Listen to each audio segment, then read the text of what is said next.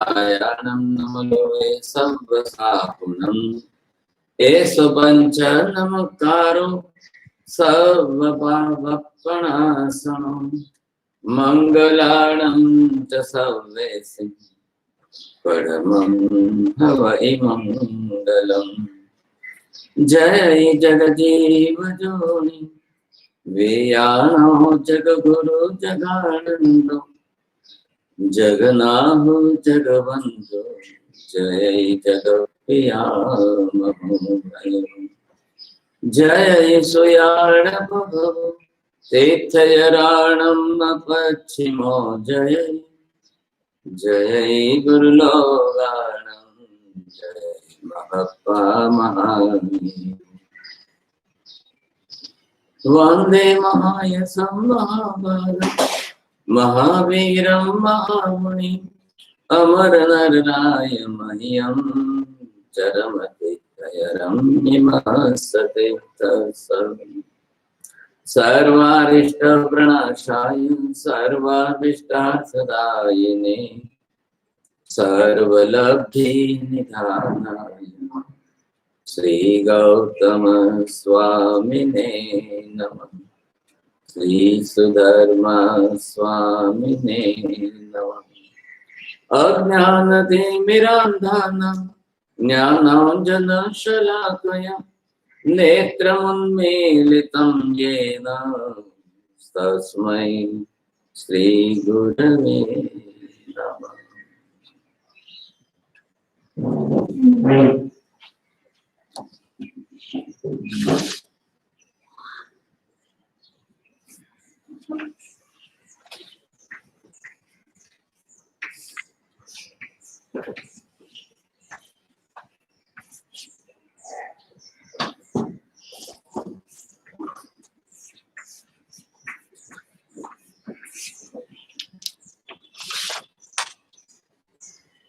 द्रव्य की बात हमने पहले यहाँ पर पहली गाथा में की है। गुण पर्याय तणु जे भाजन एक रूप त्रिहु काली तेह द्रव्य निज जाति कहे दसने भेद विचार। क्या अर्थ हुआ इसका? गुण और गुण द्रव्य का जो भाजन है क्या आता है? गुण पर्याय का, गुण और पर्याय का जो आता है उसे कहते हैं द्रव्य। और हमेशा एक रूप जो रहता है ठीक है। एक रूप का मतलब कितना हुआ? कितनी भी पर्याय बदलती जाए तो भी द्रव्य एक रूप ही रहेगा। आत्मा की अनंत पर्याय हो गई, कीड़े मकोड़े मनुष्य स्त्री पुत्र पुरुष देवनार की शरीर, कितनी कर पर्याय हो गई? अनंत हो गई। लेकिन अनंत पर्यायों में आत्म द्रव्य एक शरीर का एक जैसा अनुगत रहा। पुद्गल की कितनी पर्याय हो गई? अनंत हो गई। परमाणु बदल संयोजित होकर के स्कंद बने, फापिस जो है विघटित होकर के फिर परमाणु बने। ये संघात विघात का क्रम चलते चलते चलते कितनी बार हुआ? अनंत बार हुआ। मूल द्रव्य पुद्गल जो है वो परमाणु रूप में स्थिर स्थायी सदाकाल। क्या फर्क हुआ? कुछ भी नहीं हुआ। पुद्गल पुद्गल ही रहा। पुद्गल कभी चेतन बना नहीं, चेतन चेतन ही रहा, चेतन कभी पुद्गल बना नहीं। बोलो। पुद्गल पुद्गल ही रहा, पुद्गल कभी चेतन बना ही नहीं, चेतन चेतन ही रहा, चेतन कभी पुद्गल बना नहीं। अब ये चारों नियम आपने दो में बैठा है। इसी तरह से पंचास्तिकाय के पांचों पदार्थों में सबके साथ में नियम बना सकते हो। नियम एक ही हो गया, स्वद्रव्य अनंत काल तक स्वस्वरूप में ही रहेगा, पर रूप में परिवर्तित नहीं होगा। पर रूप में परिवर्तित ये शब्द नहीं। पर द्रव्य में मिल सकता है, पर द्रव्य में रह सकता है। पुद्गल में, हाँ, पुद्गल में जीव रहेगा। शरीर पुद्गल का, पुद्गल के शरीर में जीव रहेगा, लेकिन जीव कभी पुद्गल रूप में परिवर्तित नहीं होगा। पुद्गल हो नहीं जाएगा। क्या है? तो वो अपना स्वतंत्र अस्तित्व रखता है। अब भले अनंत पर्याय, पर्याय क्यों अनंत होती है? उत्पाद में होता है। कहलाएगा। उत्पाद व्यय होते रहने के कारण पर्याय तो अनंत बार होती रहेगी, अनंत बदलती रहेगी, लेकिन उसका कभी भी, द्रव्य का कभी भी नष्ट नहीं होगा। द्रव्य की नित्यता है, भूतगल की पर्याय हो या जीव के पर्याय हो, किसी भी द्रव्य पर्याय का आधार कौन रहा है? द्रव्य रहा। गुण का आधार भी कौन रहा है? द्रव्य रहा है। तो जो पर्याय में परिवर्तन होगा वो द्रव्य में ही गिना जाएगा, गुण में जो परिवर्तन होगा वो भी द्रव्य में ही गिना जाएगा। अब इसके क्या कहते हैं? द्रव्य निज जाति कही। अब उस द्रव्य से जाति बनेगी, पर्याय से जाति नहीं बनेगी। पर्याय की संख्या ज्यादा होगी तो जाति बनेगी, लेकिन द्रव्य की तो ज्यादा होगी। एक शरीर की आत्मा संसार में कितनी है? अनंत है। जैसे एक आत्मा है वैसे संसार में कितनी आत्मा है? अनंत आत्मा है। सादृश्यता किस वक्त में? 100% सादृश्यता है। कैसे? अनंत आत्माओं में 100% सादृश्यता है। हाँ, दोनों नहीं, अनंत। अब संख्या कितनी? अनंत। अनंत में 100% का मतलब एक आत्मा से दूसरी आत्मा में रत्ती भर कम ज्यादा कुछ भी नहीं। इस बात को नैयायिकों ने, वैशेषिकों ने, अद्वैत वेदांतियों ने कैंसिल करी, हटा दी बात। यह हटाने का कारण उनका सत्य नहीं है, हटाने का कारण अभिनिवेशिक भाव है। अगर हम आत्मा की अनंत संख्या स्वीकार ले तो एक कर्ता ईश्वर को धक्का लग जाता है और फिर ईश्वर का कर्तृत्व तो नष्ट हो जाता है। थोड़ा ध्यान देना जरा। ईश्वर को न मानना या ईश्वर को मानना बड़ी बात नहीं है, ईश्वर को कर्ता मानना उनके लिए बड़ी बात। बोलो, ईश्वर को मानना या न मानना बड़ी बात नहीं, ईश्वर को कर्ता मानना। उन्होंने क्या किया है? ईश्वरवादी, हम ईश्वर को मानने मात्र से आस्तिक नहीं कहलाएंगे। परम ईश्वरस्तु कर्ता एव जगतः कर्ता सृष्टि कर्ता। अब ईश्वर को सृष्टि का कर्ता मानो तो आप आस्तिक हो, नहीं तो नास्तिक। ख्याल में, क्योंकि अगर सृष्टि का कर्ता न मानने और ईश्वर ही मान करके आस्तिकता, तो जैना ईश्वरं तो स्वीकुर्वन्ति एव। जैना कुत्र निषेध्यन्ते ते अपि स्वीकुर्वन्ति ईश्वरस्य अस्तित्वं। जैना अपि आस्तिकाः परं किमर्थं नास्तिकाः? जैनाः ईश्वरस्य कर्तृत्वं नाङ्गीकुर्वन्ति। आ रहा है ना ख्याल में? अब ईश्वर शब्द से हमको कोई आपत्ति नहीं है, ईश्वर शब्द से आपत्ति नहीं। ईश्वर तो किस अर्थ में? ईश्वर से स्वामित्वेन ईश्वरत्वं वर इति प्रत्यय श्रेष्ठार्थम तस्माद् ईश्वरस्य स्वीकरणेन आपत्ति परम तस्य कर्तृत्व रूपेण।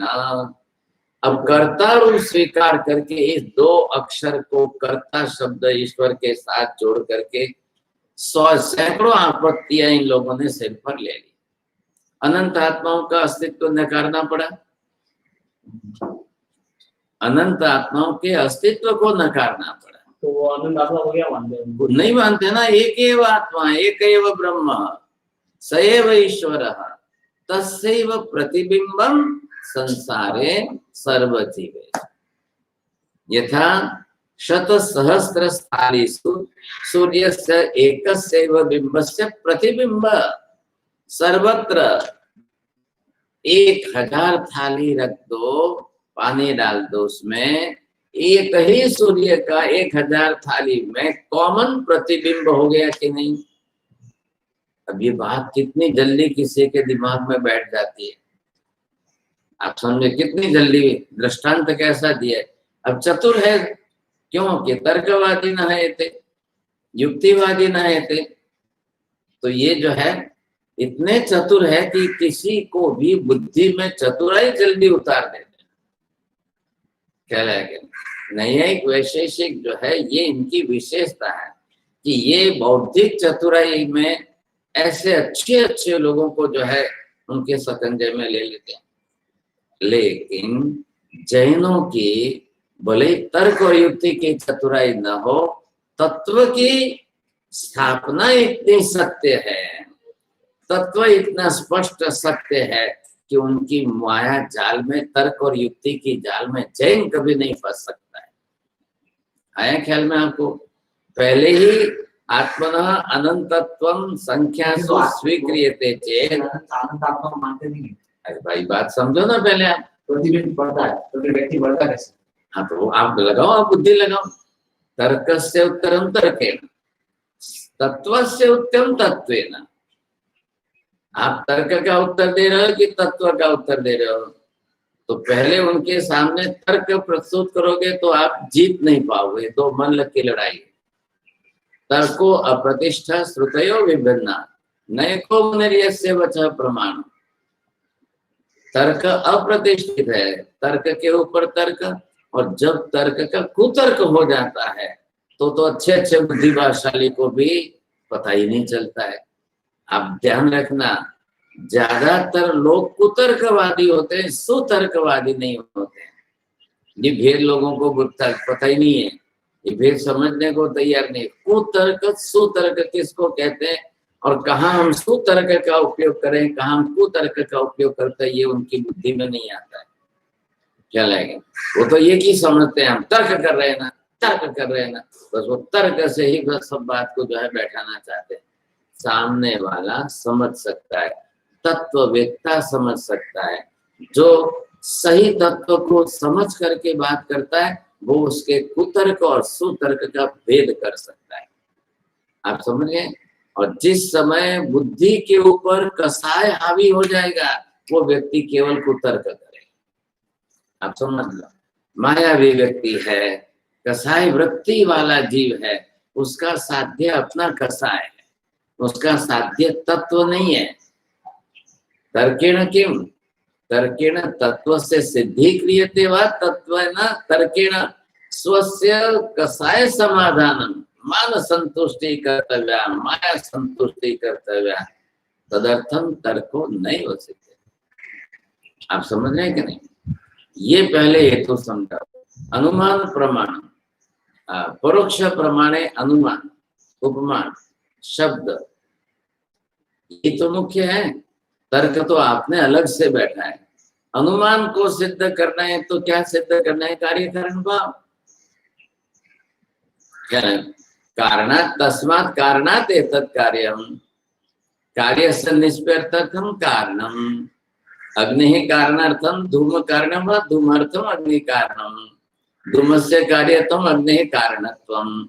अग्निः कारणत्वात् धूमस्य कार्यं निष्पद्यते परम धूमं दृष्ट्वैव अग्निः अनुमानं कुर्वन्ति तद्वत् सर्वत्र किम। तो ये इसको जो है कार्य कारण भाव बैठा करके चलो। आप पहले अपने लिए प्राचीन न्याय, जैनों ने न्याय को जितना महत्व नहीं दिया उससे ज्यादा जैनों ने तत्व को महत्व दिया है। आप समझे कि नहीं? तत्व के अंदर आपके जो है तर्क कब आए? पहले क्यों तर्कवाद नहीं था? पहले श्रद्धावाद था। सर्वज्ञ वचन को स्वीकार करना ये श्रद्धावाद था। सर्वज्ञ के वचन का तर्क से मूल्यांकन करना ये तर्कवाद है। तो नव्य न्याय निकला 13वीं शताब्दी से। चला तो पहले क्या था? उनके यहाँ भी पहले वैदिक वाद में श्रद्धावादी था। श्रद्धावाद ही लंबा चला है, श्रद्धा ही बहुत लंबे काल तक चली है। तर्को अप्रतिष्ठा, तर्क हमेशा नहीं चला है। इसलिए जितना ज्यादा तर्क से तत्व को सिद्ध करने की बुद्धि रखोगे उतना ही आपके लिए कष्टदायी होगा। जितना ज्यादा तत्व को, सर्वज्ञ के वचन को श्रद्धा से स्वीकार करोगे उतना सम्यक दर्शन बढ़ेगा। जितना ज्यादा तत्व को, सर्वज्ञ के सिद्धांत को तर्क से सिद्ध करोगे केवलम मान वृद्धि कसाय वृद्धि अहंकार वृद्धि भविष्यति। अब ये बात लिख कर तो रखना, 2 साल बाद जब आपको सत्य लगे तब बैठाना। एकाएक दिल्ली लोगों के गले नहीं उतरती है ये बातें। ये इसकी बात नहीं है, ये ऊपर से मक्खन जो निकलता है, हम लोग तो ये मक्खन निकालते हैं, सारभूत जो निकालते हैं वो ये तर्क। हर बात को आप तर्क से सिद्ध नहीं कर सकते हो। और इस जमाने में अब ये काल कलयुग जो है ना, ये श्रद्धा का युग नहीं है, ये विज्ञान का युग है। विज्ञान के युग है, हर व्यक्ति अपने आप को तर्क से अपने आप को बड़ा समझने की कोशिश करते हैं। मैं जितना ज्यादा तर्क डालूं, हर बात में जितना तर्क लगाऊं, मैं बुद्धि से सामने वाले चार जनों को चुप कर देता हूं, वो अपने अहम की संतुष्टि करता है। लेकिन ध्यान रखना, उसके अंदर तत्व का ज्ञान नहीं होता है। तर्क वाली कुतर्क वाली बुद्धि होती है, तत्व का ज्ञान तत्व की समझ उसके पास नहीं होती है। आप उसको बोलो, हम कोई नहीं बोलेंगे, आप तत्व का प्रतिपादन करो। नहीं હું કઈ નહીં કરું, તમે બોલો એમાં હું પકડી તમારી વાત, તમે બોલો એટલે હું તમારા શબ્દોમાંથી તમારા વાક્યમાંથી તમને પકડીને સામે ક્રોસ કરી, પણ હું એને અમે કોઈ નહીં બોલે, ચૂપ રહીશું, 1 કલાક સુધી ચૂપ રહીશું, તમે ખાલી તત્વ प्रतिपादन करो। फिर मैं हो जाएगी, बेचारा कुछ नहीं कर पाए। ये लिख के रखना, मैं तो मेरे 52 वर्ष का अनुभव कहता हूँ, ख्याल आएगा। वो तत्व की प्रतिष्ठा कर नहीं पाएगा। तत्व स्थापना, तत्व का विवेचन, तत्व के ऊपर का अपना चिंतन उसके पास नहीं है, वो खोखला है अंदर से, आप ये समझ लेना। तो वो क्या है, आप बोलो, तमें बोलो, पहला तमें तमारी रजूआत करो, एमांथी हूँ तमने पकड़ीश। तमें तर्कोनी रजूआत करो, एमांथी हूँ तर्कथी प्रश्न करीश। तमें बोलो, पहले तमें बोलता जाओ। वो कभी नहीं करेगा तत्व की स्थापना। इसलिए तर्कवादी बनने के बजाय तत्ववादी बनने में फायदा है। क्या है, तर्कवादी बनने के बजाय श्रद्धावान लभते फलम। श्रद्धा मिल ले, कोशिश नहीं करनी। पहले करो, 10 बार करो, लेकिन हर बात के लिए, हर चीज के लिए खाली तर्क से ही समझोगे? हर चीज आप तर्क से ही सिद्ध करोगे? कितने वर्षों तक महावीर को हुए, कितने 2500 बरस बीते, और ये 13वीं शताब्दी से आज गिन लो तो 700-800 बरस ही होते नवी नहीं को, है कितना? 13वीं शताब्दी। तो 13वीं शताब्दी के पहले कितना चला है? 1200 बरस तक। पहले भी तर्क तो सही था। तो कैसे तर्क थे आप लोग? सन्मति तर्क ग्रंथ उठाओ, अब सन्मति तर्क के अंदर प्राचीन तत्व कितना है और तर्क कितना है। इन्होंने नव्य न्यायवादियों ने तर्क को शब्द जाल में फंसाया है। आप समझेगा नहीं? शब्द की जाल इतनी लंबी खींच करके, वो रबर की रिंग खींच करके लंबी करके, और उसको घिसते ही रहो, बात को घिसते ही जाओ, अवच्छेदक थे। लेकिन तत्व क्या निकलता है? लेकिन ये बड़े लंबे हैं। अरे आप ये समझो, पानी को बिलोने से मक्खन निकलता है क्या? छाछ को बिलोने से मक्खन जल्दी निकल जाएगा। तो वो तर्क कुतर्क मत बनाओ। तर्क और कुतर्क की भेद रेखा, हाँ, अब वो भेद रेखा आपको अनुभव में आएगी, अभी नहीं आएगी, अभी टाइम लगेगा। क्या लगेगा? ये कुतर्क और सुतर्क को जो है समझेंगे, और ये समझ करके आपको जब भेद आएगा तो हमारा आप पढ़े हुए हो। आपने अगर किया है, व्याप्ति पंचक किया है या मुक्तावली की है, तो मुक्तावली के अंदर ये सब विषय आता है, आगे पीछे वाद के अंदर आएगा। वाद माला करोगे आप, तब आपको ध्यान में आएगा समझे, आज नहीं आएगा। आज तो सभी लोग अपना अहम संतुष्टि करने के लिए तर्क से व्यवहार करने में जुड़ गए, क्योंकि बुद्धि की प्रतिभा ज्ञान से बढ़ाइए, ज्ञान और तत्व से बुद्धि को प्रतिष्ठित करिए, तब आपकी बुद्धि में गंभीरता आएगी, समझेंगे? तब आपकी बुद्धि के अंदर तत्व की निष्ठा बढ़ेगी, तब बुद्धि में तत्व का चिंतन बढ़ेगा।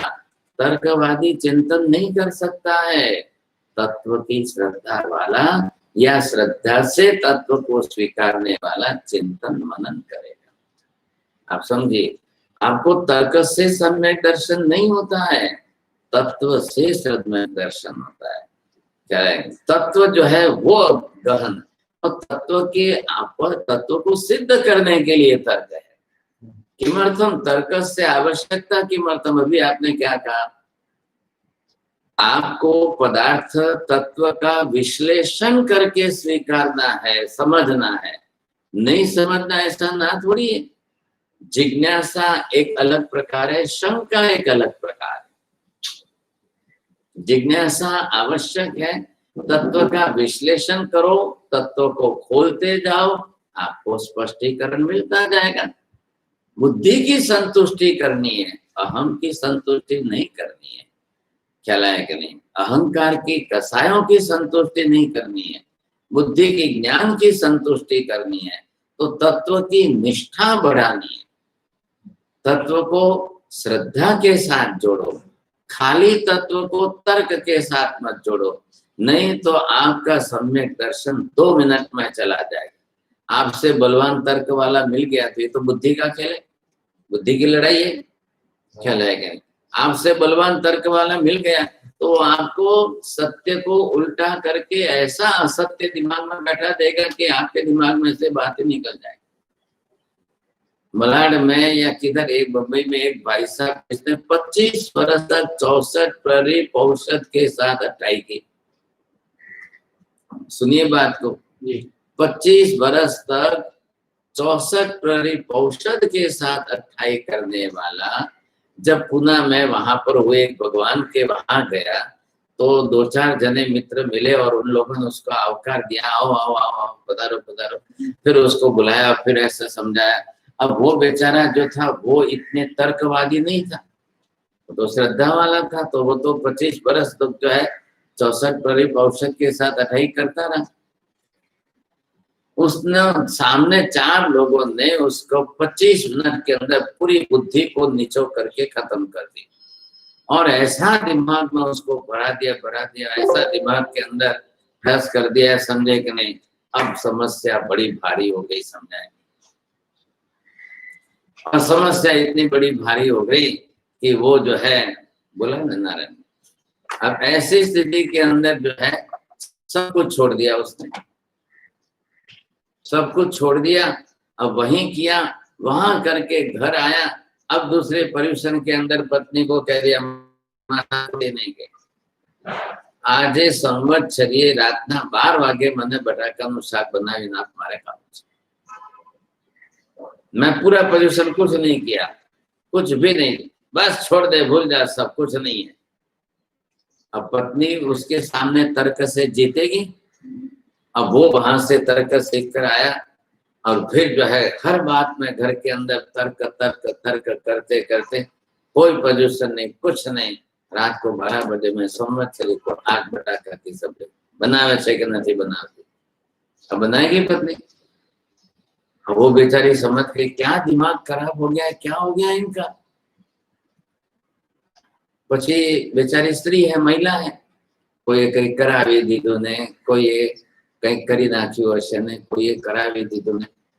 अब ये मानने के सिवाय उसके पास दूसरा विकल्प क्या था? क्या रास्ता है उसके पास दूसरा? करे तो क्या करे? आप ये सोचो, करे तो क्या करे? ऐसी स्थिति के अंदर पत्नी ने कहा, वो अंदर 2 रूम में जाकर के दूसरा रूम में अंदर से लॉक करके बैठ गए, तुम्हारे जे करो तब मैं जाना। अब वो अंदर से जवाब देवे नहीं। अब एमनी हाथे माथाकूट કરીને फायदो नहीं। ये रिजल्ट आएगा लास्ट में। जब कुतर्कवादी मिले तो समझ लेना, बहुत जल्दी समझ करके दूर हट जाना, बहस में मत उतरना। उसको खाली अपने कसाई की संतुष्टि करनी है, उसको आपसे तत्व समझना नहीं है। क्या है? कुतर्कवादी की बात कर रहा हूं, उसको खाली अपने अहम की कसाई की संतुष्टि करनी है। उसके दिमाग में कि आपको हराना है, आपको चुप करना है, समझे? कोई हरकत नहीं भाई, મને કઈ ફરક નથી પડતો। आपने તરત આપણી પાસે ભગવાને શીખવાડ્યું છે, મિચ્છામિ દુક્કડમ, चुपचाप हट जाओ, बस और कुछ नहीं। बहुल जीव वैसे ही है। नहीं बहुल जीव है, कसाय में मत बढ़ना।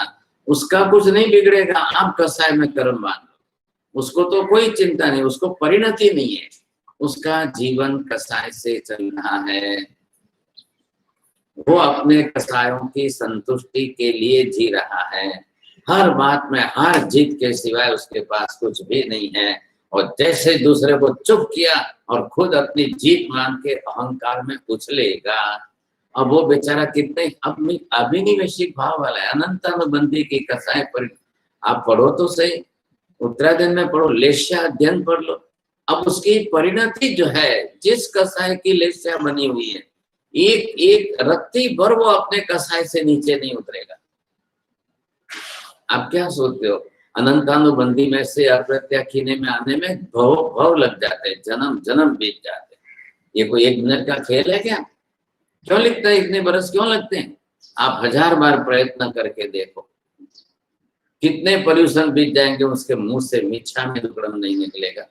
1000 बार उनको शांति से समझा कर लिख कर भेजो, एक कसाय की लेस्या, कृष्ण लेस्या में से एक राई के दाना वो नीचे नहीं उतरेगा। मैं नहीं झुकूंगा, मैं नहीं नम्र बनूंगा साहब। अब कृष्ण लेस्या में तो नम्रता आएगी नहीं। आप भी तो पढ़ो ना वापिस, किस लेस्या में सम्यक दर्शन होता है, किस लेस्या के अंदर अभिनिवेशिक भाव घटता है, किस लेस्या के अंदर विनय आदि गुण विकसित होते हैं। भगवान ने क्यों लेस्या के अध्ययन समझाया, और लेस्या को कसाय की कर्म की प्रकृति नहीं बताया, कसाय को मोहनीय कर्म की प्रकृति बताया। अब ये तो महाराज बहुत बड़ा रिसर्च का विषय है। आपने तो ये ग्रंथ उठाया, जब कर्म ग्रंथ पढ़ो तब की बात अलग, बहुत बहुत बड़े गहन रिसर्च। अब आप वो पहले प्रयत्न करना, यहाँ दृष्टि नहीं है, आप दृष्टि को ब्रह्म महालेस्या में बैठा रहे, प्राचीन दृष्टि तो यहाँ पर पहले इसको बैठाओ, ये भी बहुत आवश्यक। आप प्रयत्न करके किसी जीव को प्रयत्न करके उसकी कृष्ण लेस्या में से उसके जीवन काल में एक रत्ती भर अंश मात्र नीचे उतार के देखो, बहुत मुश्किल हो जाए। परिणति नहीं बदलेगी, प्रवृत्ति बदलेगी। अब ध्यान रखना, प्रवृत्ति में वो 10 बार बदल के अपने आप को ऐसा दिखाएगा, ऐसा दिखाएगा, लेकिन अंदर की परिणति नहीं बदलेगी। क्या? और कृष्ण लेस्या में विनय विवेक आता ही नहीं है साहब। अब उसको विनय आदि गुण लाना है। परमात्मा ने तो कितना उपकार किया है कि उत्तरायण में पहला अध्ययन सीधा विनय अध्ययन रखा है, और भगवान तो अंतिम देशना दे रहे। परमात्मा तो अंतिम देशना, जब अंतिम देशना दे रहे हैं तो साधु साधियों को जो भी सामने है उनको मोक्ष का मार्ग दिखा रहे। तो मोक्ष मार्ग का पहला चरण भगवान ने तो केवल ही है ना, और अंतिम देशना दे रहे हैं आज। तो भगवान पहले विनय का अध्ययन क्यों देके जा रहे? जीवों को उस कृष्ण लेस्या से नीचे उतारना। पहली बात तो कृष्ण वेश्या वाले को दीक्षा ही नहीं देनी चाहिए, भूल से नहीं देनी चाहिए। अनंतानुबंधी कसाय की परिणति वाले को तो भूल से दीक्षा नहीं देनी, क्योंकि ये परमात्मा का वेश उस लेस्या में शोभायमान नहीं होता। बिल्कुल तो लेस्या पढ़ने का मतलब, लेस्या अध्ययन का मतलब, अरे भाई लेस्या से समझोगे तो कसाय और अनंतानुबंधी और सब समझ में आ जाएगा। कर्मग्रंथ है किस लिए, फिर किस लिए पढ़ना है? आप नहीं पढ़े हो तब आपसे भूल हो जाए वो बात अलग है, और आप उस जीव की लेस्या को बदल सको कि नहीं सको। आप नहीं बदल सकते हो तो मेहरबानी आकर के अपने आप को बदल दो बस, नहीं तो उसके भव के साथ आपका भव बिगड़ जाएगा। अनंतानुबंधी में कितने भव बिगड़ेंगे? अनंतानुबंधी के अंदर 70 कोड़ा कोड़ी सागरों पंक्ति बंद स्थिति होती है। क्यों होती है? कृष्ण लेस्या है, रौद्र ध्यान की परिणति है, और कसाय की तीव्र, ये 3 का गुणाकार बैठ, कृष्ण लेस्या, अनंतानुबंधी कसाय, रौद्र ध्यान की परिणति, ये 3 का गुणाकार बैठेगा तब 70 कोड़ा कोड़ी होगी। फिर आप 100 साल पूरा प्रयत्न कर लो उस जीव के साथ में भागशाली। आप बिल्कुल पत्थर का थंबा क्यों बताया उसको? नेत्रनी सोटी नहीं गई, नेत्र की सोटी संज्वलन वाला है। फिर आप उसके अंदर विनय विवेक ला के देखो, गारंटी देता हूँ पत्थर घिस जाएगा, लेकिन उसकी लेस्या नहीं बदलेगी, नहीं बदल सकती। तो भगवान भी क्या करेंगे? बस यही तो भगवान भी असमर्थ हो जाते हैं। यस्य कस्यापि कृष्ण लेस्या अनंतानुबंधी कसाय रौद्र परिणति, वहां पर केवली का उपदेश भी उसके लिए असमर्थ भगवान हो जाते हैं। समोस्थन में बैठे हुए सभी जीव थोड़ी सम्यक दर्शन पा लेते। भगवान का उपदेश तर्क से चल रहा है कि तत्व से चल रहा है? सबसे ज्यादा तर्क तो भगवान कर सकते थे, संपूर्ण श्रुत ज्ञान है ना, सबसे ज्यादा तर्क तो भगवान कर सकते थे। किया कभी भगवान ने किसी के साथ तर्क? किसी के साथ नहीं। चलो, इंद्रभूति गौतम, अग्निभूति गौतम, वायुभूति गौतम, व्यक्त सुधर्मा, मंडित मौर्य पुत्र, अकंपित अचल भ्राता, मेहतारे प्रभास, 11 पंडित आए, सब अपने 500 शिष्य, 350 लेकर 4411 आए हुए। अब वो तो बरोबर है कि उनको तो आत्मा और आत्मा से लेकर कर्म से लेकर मोक्ष तक की बात समझनी। अब इन बातों को सिद्ध ही तो करना है, और वो तर्क आदि ले करके पंडित है, तर्क के खां है सब। भगवान ने उनके साथ तर्क से बात क्यों नहीं किया? आप समझे कि नहीं? भगवान ने तर्क से बात नहीं किया, भगवान ने तत्व से समझ दी।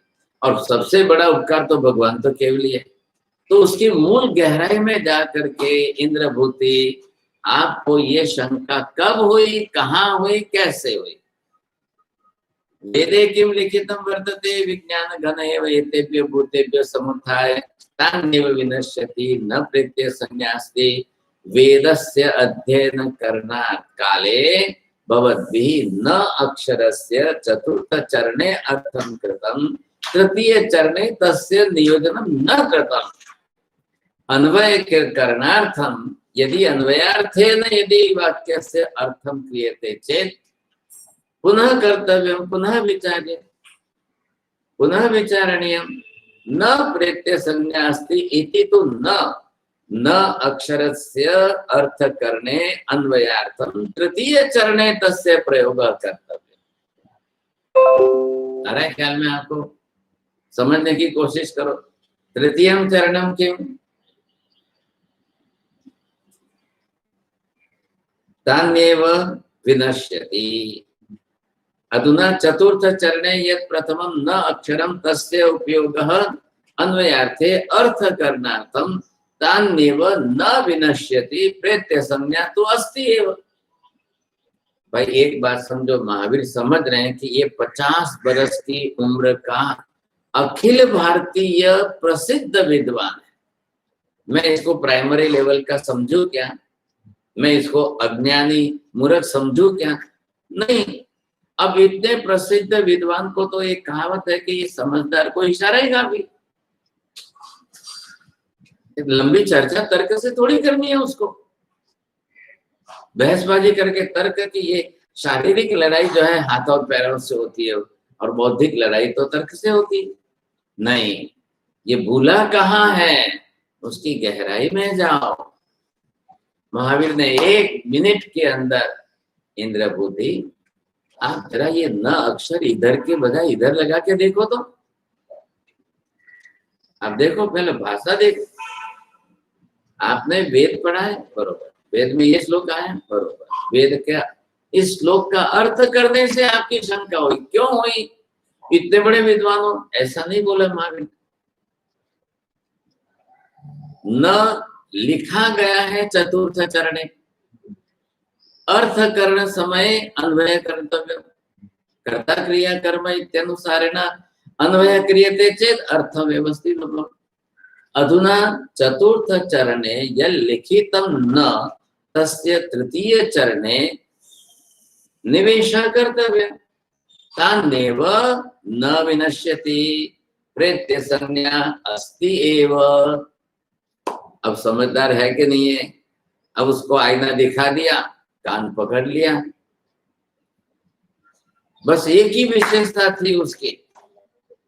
इंद्रभूति के पिघलने का, बर्फ पिघलने का एक ही स्थान था। यह कोपि मम शंकाया समाधानं क्रियते चेत् तस्यैव आजीवनं शिष्यत्वं मया स्वीक्रियते। बस इतनी सी बात के अंदर क्या हुआ जादू, समझे कि नहीं? अब उसकी बुद्धि खुल गई ना अंदर से। ख्याल है, आज दिन तक उसने तर्क से लोगों को समझाया। वाद विवाद में तो क्या होता है, वाद विवाद में क्या होता है, तो उसने तो आज दिन तक लोगों को आत्मा नहीं है नहीं है नहीं है ये ठसाया है बुद्धि के अंदर लोगों को। और यहाँ तो महावीर ने तो खाली न अक्षर चौथे चरण का तीसरे चरण में बैठा करके इतना जल्दी उन्होंने मूल खोल दिया। अब उस आदमी को तुरंत पश्चाताप शुरू हो गया कि मैंने इतने लोगों को क्या समझाया। अब वो तो नतमस्तक होगा ही होगा। 1 मिनट भी महाराज साहब आप गंधर्वाद पढ़ लो, विशेष आवश्यक भाष्य पढ़ लो, आप नंदी सूत्र पढ़ लो, आप देखो 2 बात भी तर्क की नहीं रखी। 11 ही गणधरों के अंदर दे, मैंने तो पुस्तक लिखी है गणधरवाद की, इसलिए 11 ही गणधरों की शंका के अंदर जो है कहीं पर। अब भगवान की विशेषता क्या है कि प्रभु केवल ही, और केवल ज्ञान से उसकी शंका क्यों हुई, कब हुई, कैसे हुई, क्या कारण रहा, ये प्रभु जानते थे केवल ज्ञान से। हम तो केवल ही नहीं कहलाए। मैं आपको सलाह देता हूं, आपको गले उतरे ना उतरे, लेकिन बरसों बाद भी मुझे याद करना, किसी के तर्क के सामने आप फटाफट तर्क ही बढ़ाने की कोशिश मत करना, नहीं तो बुद्धि कभी गंभीर नहीं बनेगी, बुद्धि कभी स्थिर नहीं बनेगी, आप स्थित प्रज्ञ नहीं बनोगे, आप तर्कवादी बन जाओगे। तर्कवादी बन जाओगे तो केवल कसाय संतुष्टि रहेगी, केवल हम संतुष्टि में चले जाओगे। ये गलती मत कर। किसी के तर्क के सामने तत्व की प्रतिष्ठा करना, तत्व की प्रतिष्ठा से हमारा सम्यक दर्शन भी निर्मल होगा, सामने वाले को होनी होगी तो श्रद्धा होगी, नहीं तो तत्व से ज्ञान तो सम्यक हो जाएगा। सम्यक दर्शन तो हमारे हाथ में नहीं है, वो तो उसको अपने ग्रंथि भेद से करना है। सम्यक ज्ञान हम दे सकते हैं, क्या है, उसके ज्ञान को सम्यक करने के लिए तर्क नहीं है, तत्व है। चला ये तो ये बात निकल गई, तो मैंने आपको इस विषय में थोड़ा सा क्लैरिफिकेशन दिया। अभी भी बहुत बड़ा गंभीर विषय, बहुत बड़ा विषय, लेकिन बहुत जल्दी पहली उम्र में जब खून खौलता है, गर्म होता है, तो जीवों की तामसिक वृत्ति के कारण कसाय वृत्ति ज्यादा होती है, तो उस समय बुद्धि स्थित प्रज्ञा जल्दी नहीं बनती है। हर व्यक्ति अपने अहम की संतुष्टि में ही चलता है। लेकिन जब ये अनुभव के किसी के वचनों को आप स्वीकार करो और वैसी परिस्थिति आए, तब आपको फायदा। इसलिए तर्को अप्रतिष्ठो क्या लें, श्रुतयो विभिन्न नैको मुनिर्यस्य वचः प्रमाण, कस्य वचः प्रमाण। यहाँ पर बात आई, मैंने आपके प्रश्न से आज बात शुरू की है, तो ये यहाँ पर स्पष्ट क्या कर रहे हैं, गुण पर्याय तनुजे भाजन। अब पहले हमने किसके लिए लिया, अब यहाँ पर ये क्यों नहीं कहा कि धर्म भाजनम। गाथा देखो, पहली गाथा क्या कह रहे हैं, तो धर्म तनु भाजन क्यों नहीं बोला उन्होंने, गुण पर्याय वद द्रव्यम क्यों कहा, धर्म पर्याय वद द्रव्यम क्यों नहीं कहा उन्होंने। आ रहा है ख्याल में आपको।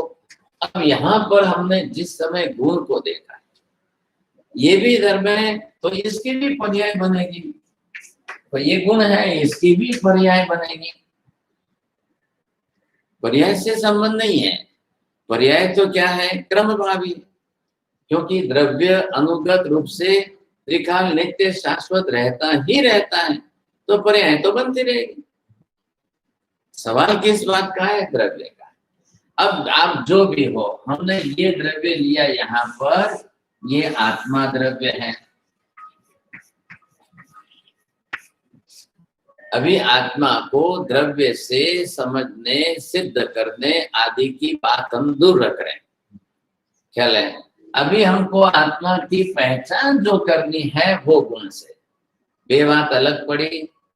आत्मा की पहचान गुण से करोगे, आत्मा का अस्तित्व द्रव्य से सिद्ध। बोलो, आत्मा की पहचान गुण से करेंगे, आत्मा का अस्तित्व द्रव्य से। हाँ, आप ध्यान करोगे तो आत्मा का द्रव्य स्वरूप ध्यान नहीं करना है, गुण स्वरूप का ध्यान करना है। गुणों के आधार पर आत्मा का ध्यान होगा, द्रव्य के आधार पर नहीं होगा। द्रव्य स्वरूप कैसा है, अरूपी है। अब अरूपी गुण है कि धर्म है, गुण। सोचो, आप जल्दीबाजी मत करना।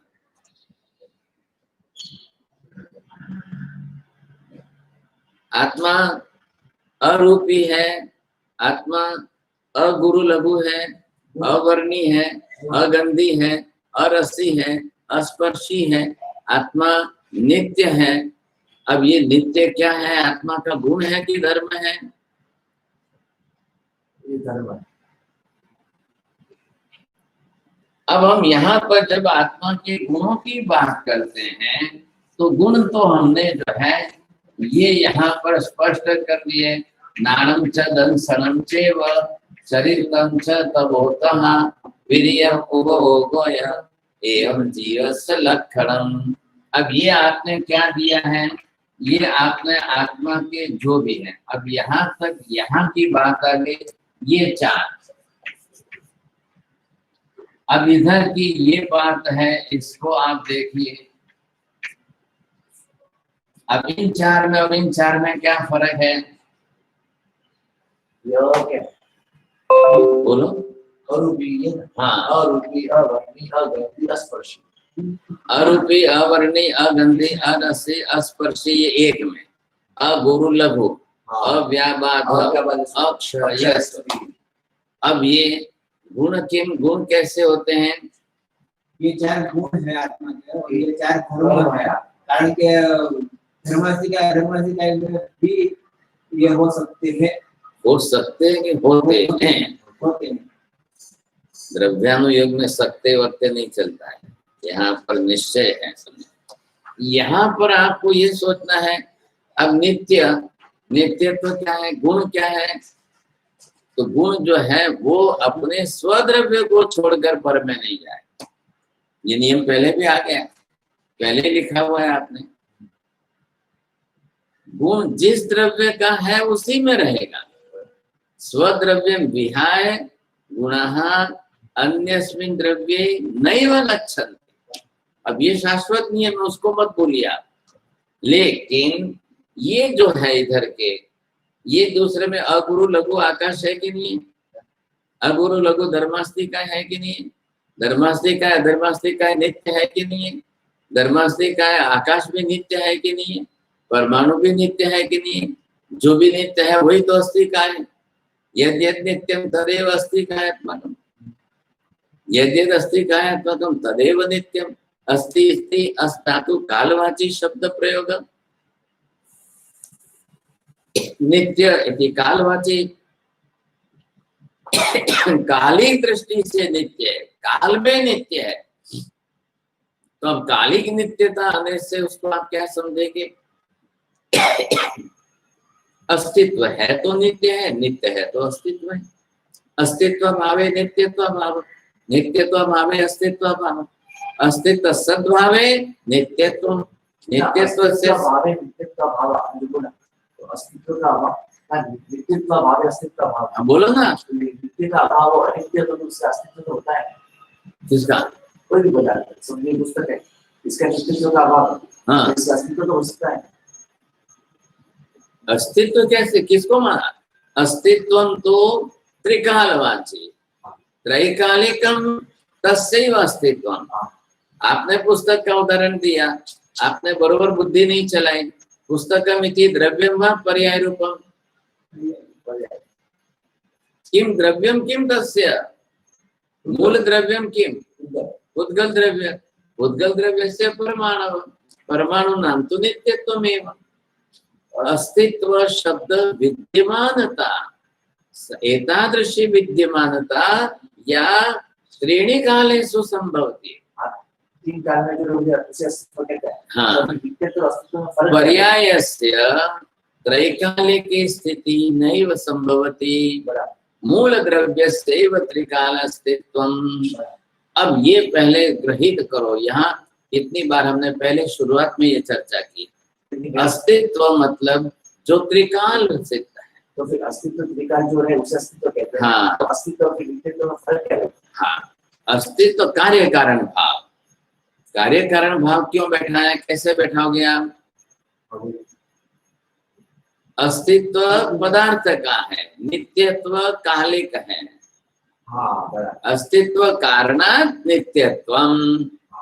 अस्तित्व ही विद्यमान नहीं रहेगा तीनों काल में तो नित्यत्व कैसे कहोगे? अस्तित्व पदार्थ द्योतक है। अस्तित्व पदार्थ में है, पदार्थ अस्तित्व रखता है। आपको ख्याल में आ रहा है?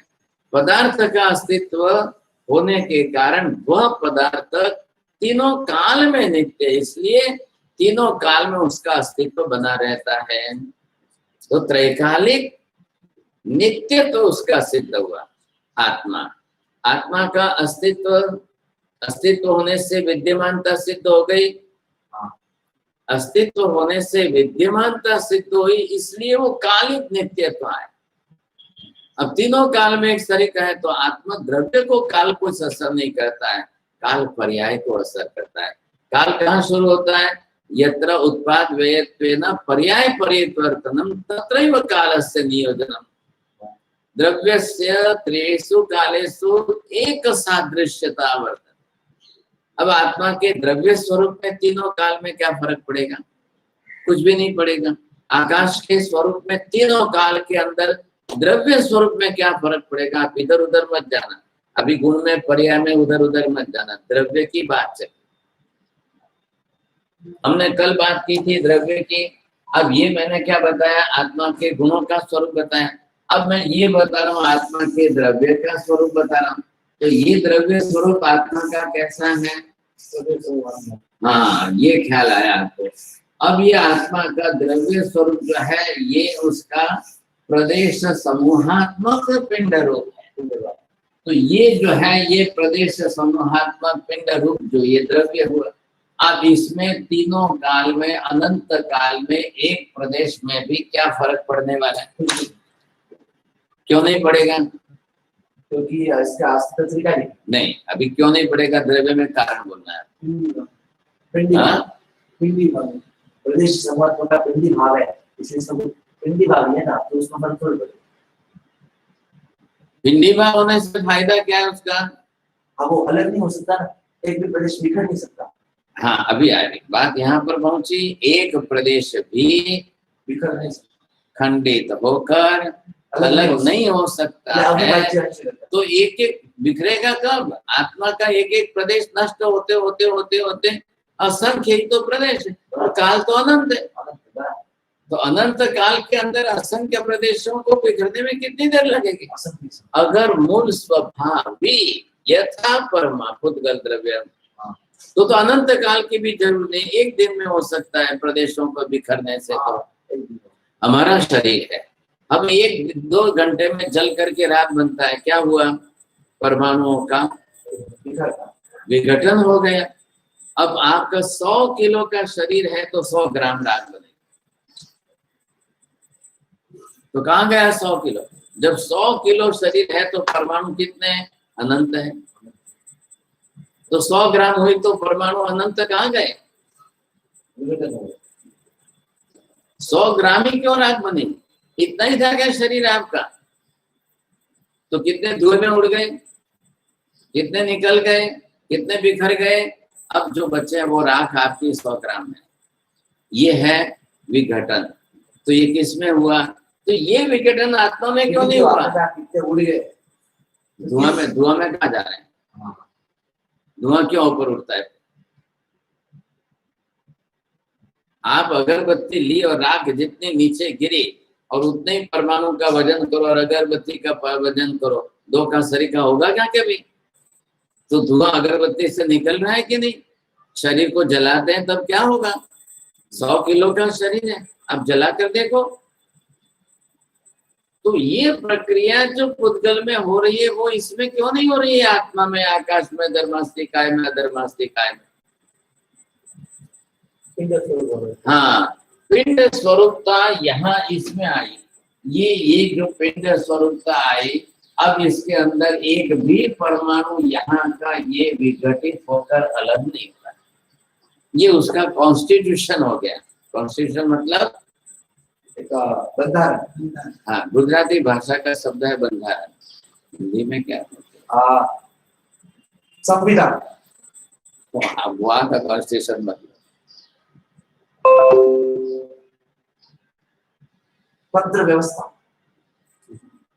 नियामक, कुछ का कुछ बोल देते हैं, इधर के उधर बोल। यहाँ पर ये स्ट्रक्चरल फॉर्म जो आत्मा की द्रव्य स्वरूप में रचना, अब ये जो रचना है, ख्याल आया कि नहीं? संस्थान कह लो, रचना बोलो आप, जिस तरह से उसके प्रदेशों की जो रचना है, अब उस प्रदेशों का मात्र संबंधी ऐसा नहीं, प्रदेशों का संबंध तो पुद्गल में भी, लेकिन पुद्गल के परमाणु का जो विघटन होता है वो इसमें अनंत अनंत अनंत काल में भी एक प्रदेश भी बिखरेगा नहीं। ये हो गया काय। काय का मतलब प्रदेश समूह। अब ऐसे प्रदेश समूहों का ऐसा अस्तित्व है, इसके कारण नित्यता है। तो किसका हुआ अस्तित्व? किसका है? द्रव्य का है। द्रव्य कैसा है? प्रदेश समूहात्मक। द्रव्य स्वरूप कैसा है? पिंडी भाव। पिंडी भाव मतलब क्या? असंख्य प्रदेशों का समूहात्मक अखंड स्वरूप। अखंडत्वं केन पिंडी भावेन अखंडत्वम्। अखंडत्वात् प्रदेशस्य विघटनं नैव भवति। खंडत्वात् प्रदेशस्य विघटनं भवति पुद्गल द्रव्ये। खंडत्वात् विघटनं भवति चेत् पुद्गलस्य प्रदेशस्य विघटनं भवति, विसर्जनं भवति। आत्मा में, आकाश में, धर्मास्ति काय में, अधर्मास्ति काय में। अब ये महावीर बनाने गए क्या? ये कोई केवल इसका स्वरूप ऐसा बनाने गए क्या? नहीं, पदार्थ ही अपने आप में ऐसा है। पदार्थ ही अपने आप में ऐसा मतलब पदार्थ का द्रव्य स्वरूप अपने आप में ऐसा है। गुण स्वरूप से आत्मा अलग है। गुण स्वरूप से जब देखो तब विवक्षा करो तो ज्ञान दर्शन आदि गुण स्वरूप है, और गुण पहचान बनती है, इसलिए गुणों को लक्षण बना करके द्रव्य को, द्रव्य स्वरूप अरूपी है, चला पर्याय स्वरूप रूपी है। पर्याय देह पर्याय में है, वो रूपी बन जा रहा है। मूल में द्रव्य स्वरूप से अरूपी है। अब गुण कैसे रूपी है कि अरूपी है? क्यों बोला आपने? तो फिर बात वही आ गई ना। गुण कैसे, मैंने पूछा था। अरे भाई किसकी बात चल रही है यहाँ पर? जो द्रव्य रूपी होगा उसके गुण भी रूपी हो, जो द्रव्य अरूपी है उसके गुण भी अरूपी। तो आप अरूपी भी क्यों बोलते हो, रूपी भी क्यों बोलते हो? जैसा द्रव्य। पहले आपको क्या उत्तर देना चाहिए? ज्ञान दर्शन आदि गुण है, द्रव्य नहीं है। रूपी अरूपी पना ये द्रव्य का लक्षण है, गुण का नहीं है। आ रही बात समझ में? इसलिए मैं पहले सलाह दी थी, वो आई कि नहीं बात? बुद्धि की स्थिरता चाहिए। तो ये क्या है? गुण है। चले गुणानां गुण, गुणस्यापि गुणम, गुणस्यापि गुणत्वेन विवक्षा, अन्य गुणस्य विवक्षा नहीं। जब है ये, तो इसको आप दूसरे गुण मत जोड़िए। ये गुण द्रव्य के गुण है, और द्रव्य के लिए गुण की विवक्षा करना है, गुण के लिए वापिस दूसरे गुण की विवक्षा नहीं करना है। तो ज्ञान दर्शन आदि रूपीय की अरूपीय इति प्रश्नस्य अवकाशो एव नास्ति। आप पहले मूल बात को समझिए। ज्ञान दर्शन आदि गुण है, रूपी अरूपी भी गुण है, तो आप उसको ज्ञान दर्शन आदि को अरूपी कहो या रूपी कहो? नहीं, दोनों गुण है, दोनों गुण ही गुण है। और गुण का आधार कौन है? द्रव्य है। तो द्रव्य की बात करो तब गुण की विवक्षा न करना, गुण को वापस दूसरे गुण से पहचानने की कोशिश नहीं करना है। ज्ञान को हम रूपी अरूपी बोल करके ज्ञान की विवक्षा नहीं करनी है। क्या है? द्रव्य की विवक्षा करो तब आप उसको जो है दूसरे गुण से पहचानने की बात करो, तब तक नहीं। अब ये द्रव्य स्वरूप इधर देखो, तो द्रव्य स्वरूप जो आत्मा का है, अब उसकी बात हो गई प्रदेश समूहात्मा। उसके कारण उसका अस्तित्व, एक का कारण यह है, और अस्तित्व त्रैकालिक है, उसको मापक साधन बनाया काल है। तो पदार्थ ही अस्तित्व में मापक साधन, मैं शब्द प्रयोग कर रहा हूं, मापक साधन जो काल है, उस दृष्टि से जब आप द्रव्य को देखोगे तब आपको त्रैकालिक नित्यता, तो त्रैकालिक नित्यता का आधार त्रैकालिक अस्तित्व है, तो नित्यता है। कार्य कारण भावे न अस्तित्वात् नित्यत्वम्, न तो नित्यत्वात् अस्तित्वम्, परम उभय रूपेणापि परस्पर रूपण उभय रूपेणापि अस्तित्वात् नित्यत्वं नित्यत्वात् अस्तित्वं यथा यदा कारणस्य विवक्षा अस्तित्वे क्रियते चेत् कार्यरूपं नित्यं यदा च कारणे नित्यत्वं कारणस्य विवक्षा नित्ये क्रियते चेत् तदस्तित्वम् इति कृत्वा उभयोः परस्पर रूपेण। लेकिन है ना, प्रश्न ये हो रहा है कि अस्तित्व भी, जो अस्तित्व उसे कहते हैं, तीन काल है उस अस्तित्व के बरोबर। बराबर, ये भी काल की बात है कि सर ये भी काल की बात है, अस्तित्व में भी काल की बात है। और नित्यत्व अपन क्या कह रहे हैं कि जो काल से नित्यत्व घटा रहे हैं, ताकि बात तो दोनों एक ही हो रही है ना। फिर आपको बात, अस्तित्व पदार्थगत है, अस्तित्व पदार्थगत है, अस्तित्व पदार्थगत है और नित्यत्व कालगत है। आप पहले ये स्वीकार करो, अस्तित्व के कारण नित्यत्व है। अस्तित्व पदार्थगत यानी पांच द्रव्यगत। हाँ, अब समझे, मूलभूत द्रव्य के साथ अस्तित्व जुड़ा है, अस्तित्वात् नित्यत्वम्। पंचमी विभक्ति कारणार्थे आई, तो यहाँ अस्तित्व होने के कारण वो काल में नित्य है। तो अस्तित्व को पदार्थ में रखो, पदार्थ का अस्तित्व है इसलिए वो तीनों काल में नित्य है, तीनों काल में नित्य है इसलिए पदार्थ का अस्तित्व है। अस्तित्वं तो धर्म एव, स्यादस्ति आत्मा स्यात् नास्ति आत्मा अस्ति इति किम, न तो गुणम धर्म एव। अस्तित्व होने से नित्यत्व। हाँ, अब समझ गए बरोबर। नित्यत्व होने से अस्तित्व नहीं, उभय बैठ जाता है। हाँ, खाली आप कारण की विवक्षा इधर करो और कारण की विवक्षा इधर करो। वो इतना है, वो पदार्थ में घटाना है। हाँ, घटाना नहीं है ही उसका धर्म, हाँ, वो उसका धर्म। पदार्थगत धर्म है, कालगत धर्म नहीं है। काल मापक साधन है, इसलिए काल में नित्यत्व बैठा, पदार्थगत स्वरूप अस्तित्व वाला है। क्यों है? प्रदेश समूह किसका है? पदार्थ का है। प्रदेश समूह काल का नहीं है, काल के प्रदेश समूह नहीं। अब इसको जब तीनों काल के अंदर द्रव्य रूप की एक समानता, एक सादृश्यता, एक सरीखापन रहता है, तो जब काल उसको कुछ करता तो है नहीं, तो अकाल कह दो।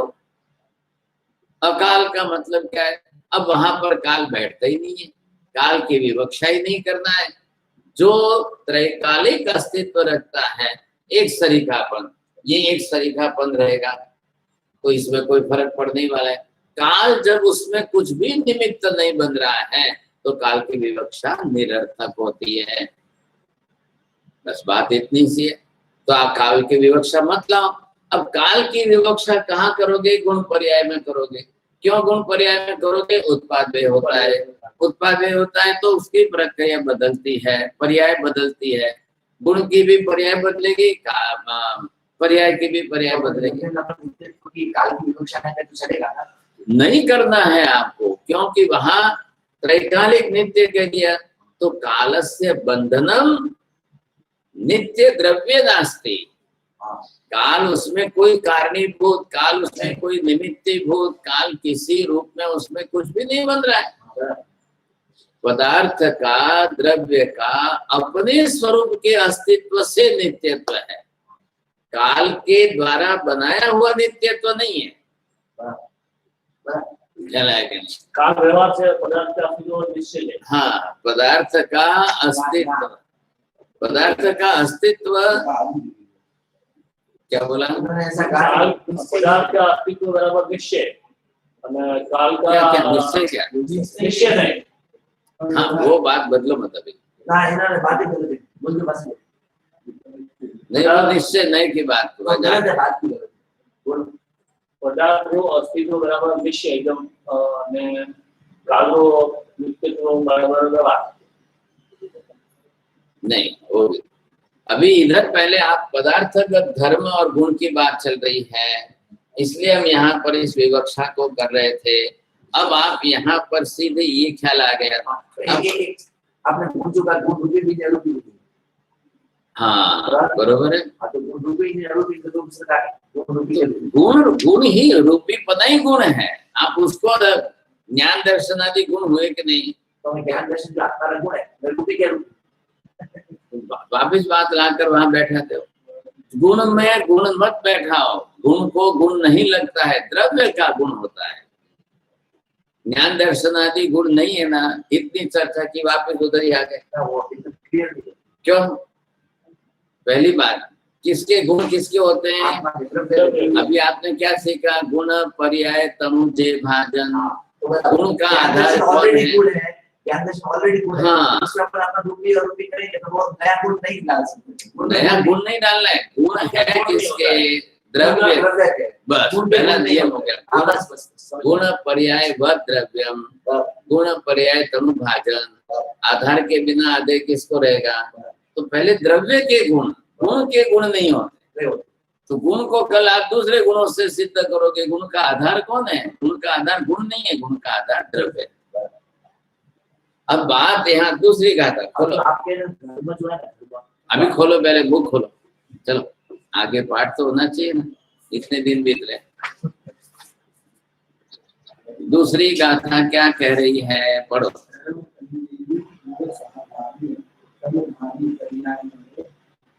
आप किधर गए?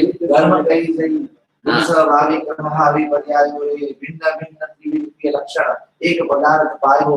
बरोबर। अब इसमें आप पहले ये देखो, धर्म कही गई है और गुण जो है सहभागी। अब इधर क्या करना है? दोनों को अलग अलग कैसे करना है वो बात पहले स्पष्ट करनी है आपको। तो इससे ख्याल आना चाहिए। सहभावित्वं कस्य? सहभावित्वं नाम अभेद रूपेण संबंध केन कस्य केन साकं द्रव्यस्यैव गुणेन साकं अभेद संबंध। सहभावी जो है, ख्याल आया आपको? तो आपको जो है नित्यानित्य से आत्मा सिद्ध नहीं करना है, ज्ञान दर्शन से आत्मा सिद्ध करना है।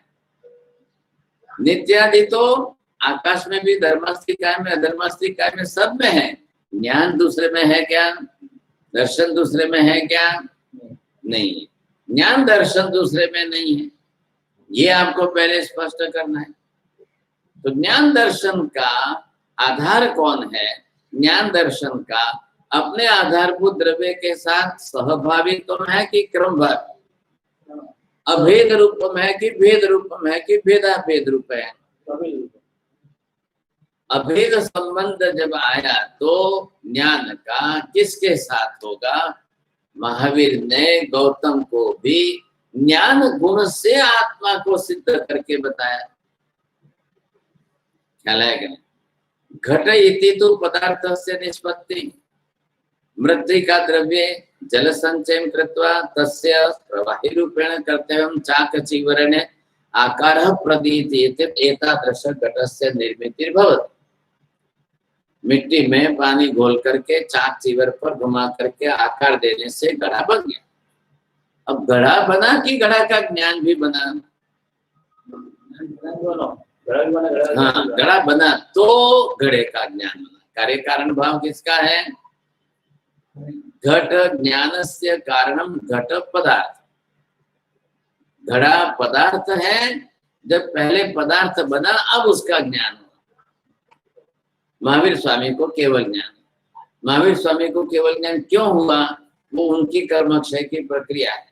लेकिन केवल ज्ञान का मतलब क्या? अनंत ज्ञान क्यों हुआ? कितना हुआ? कैसे हुआ? तो अनंत पदार्थ है,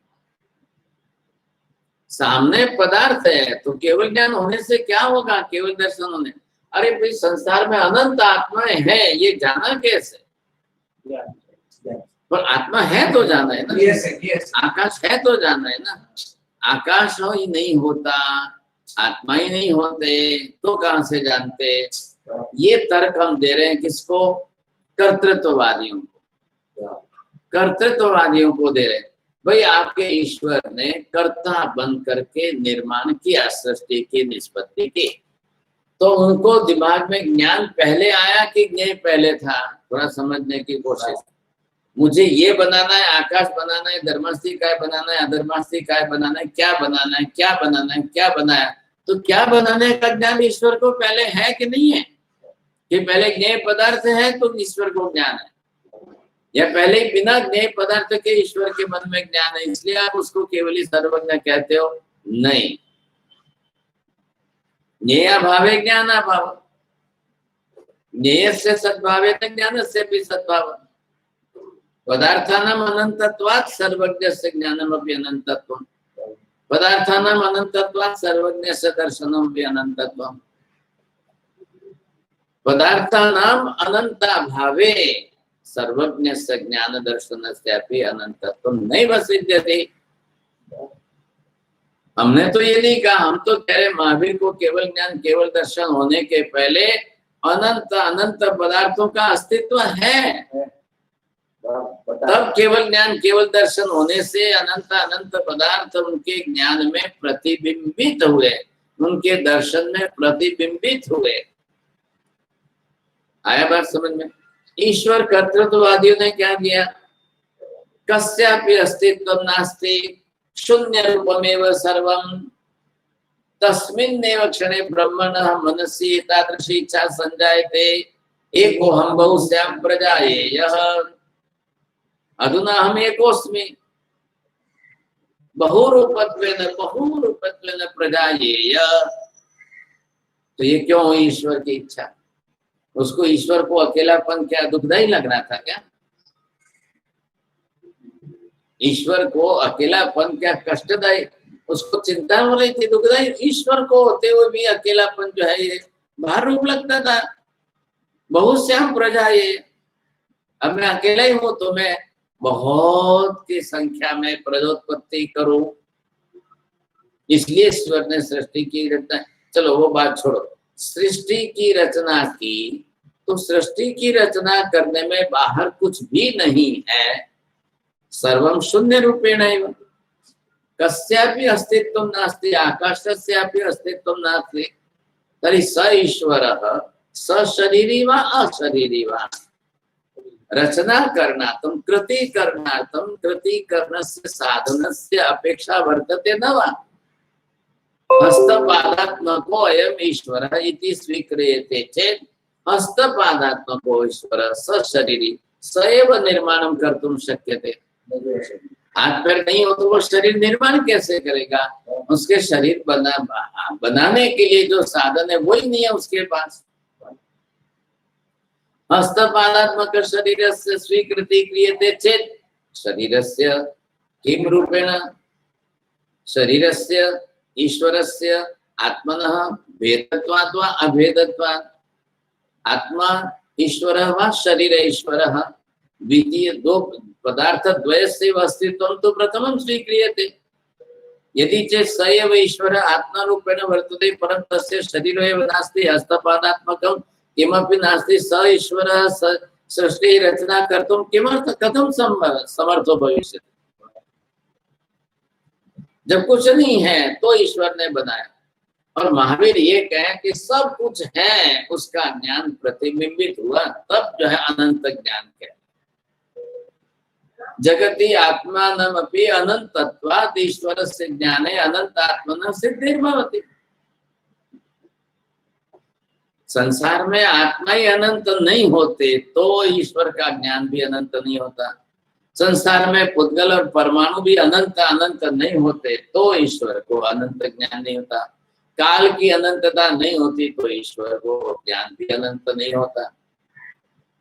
ये ज्ञान ज्ञेय से आधारादेश संबंध। घट की निर्मिति हुई तब देख करके घट इति ज्ञान व्यवहार।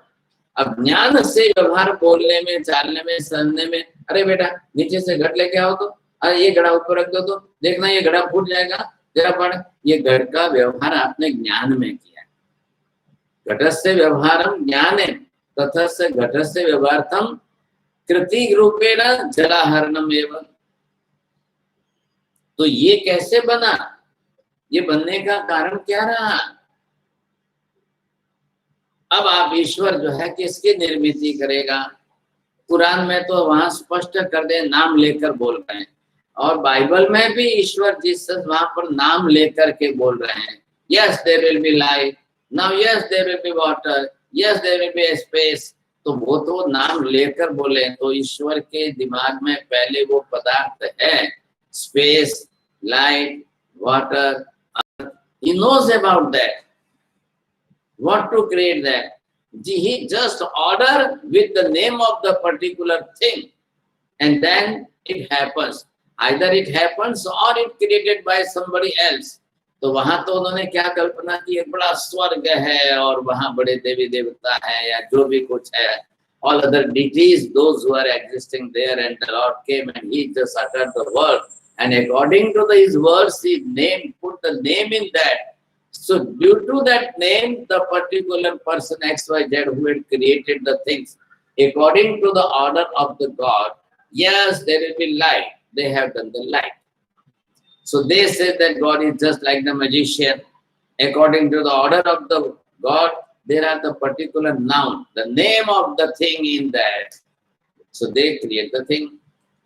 यहाँ बाइबल के अनुसार चल करके इन लोगों ने भी, इस्लाम के अंदर भी अल्लाह ने यही वहां पर बात रखी, तो यही बात रख करके उन्होंने भी प्रक्रिया, आदेश, कुंदम, किम, किसको आदेश दिया? अब जिसको दिया, जो सुनने वाले उनके वहां पर, तो वो तो एक स्वर्ग की कल्पना करने बैठे, ईश्वर कहाँ बैठा है?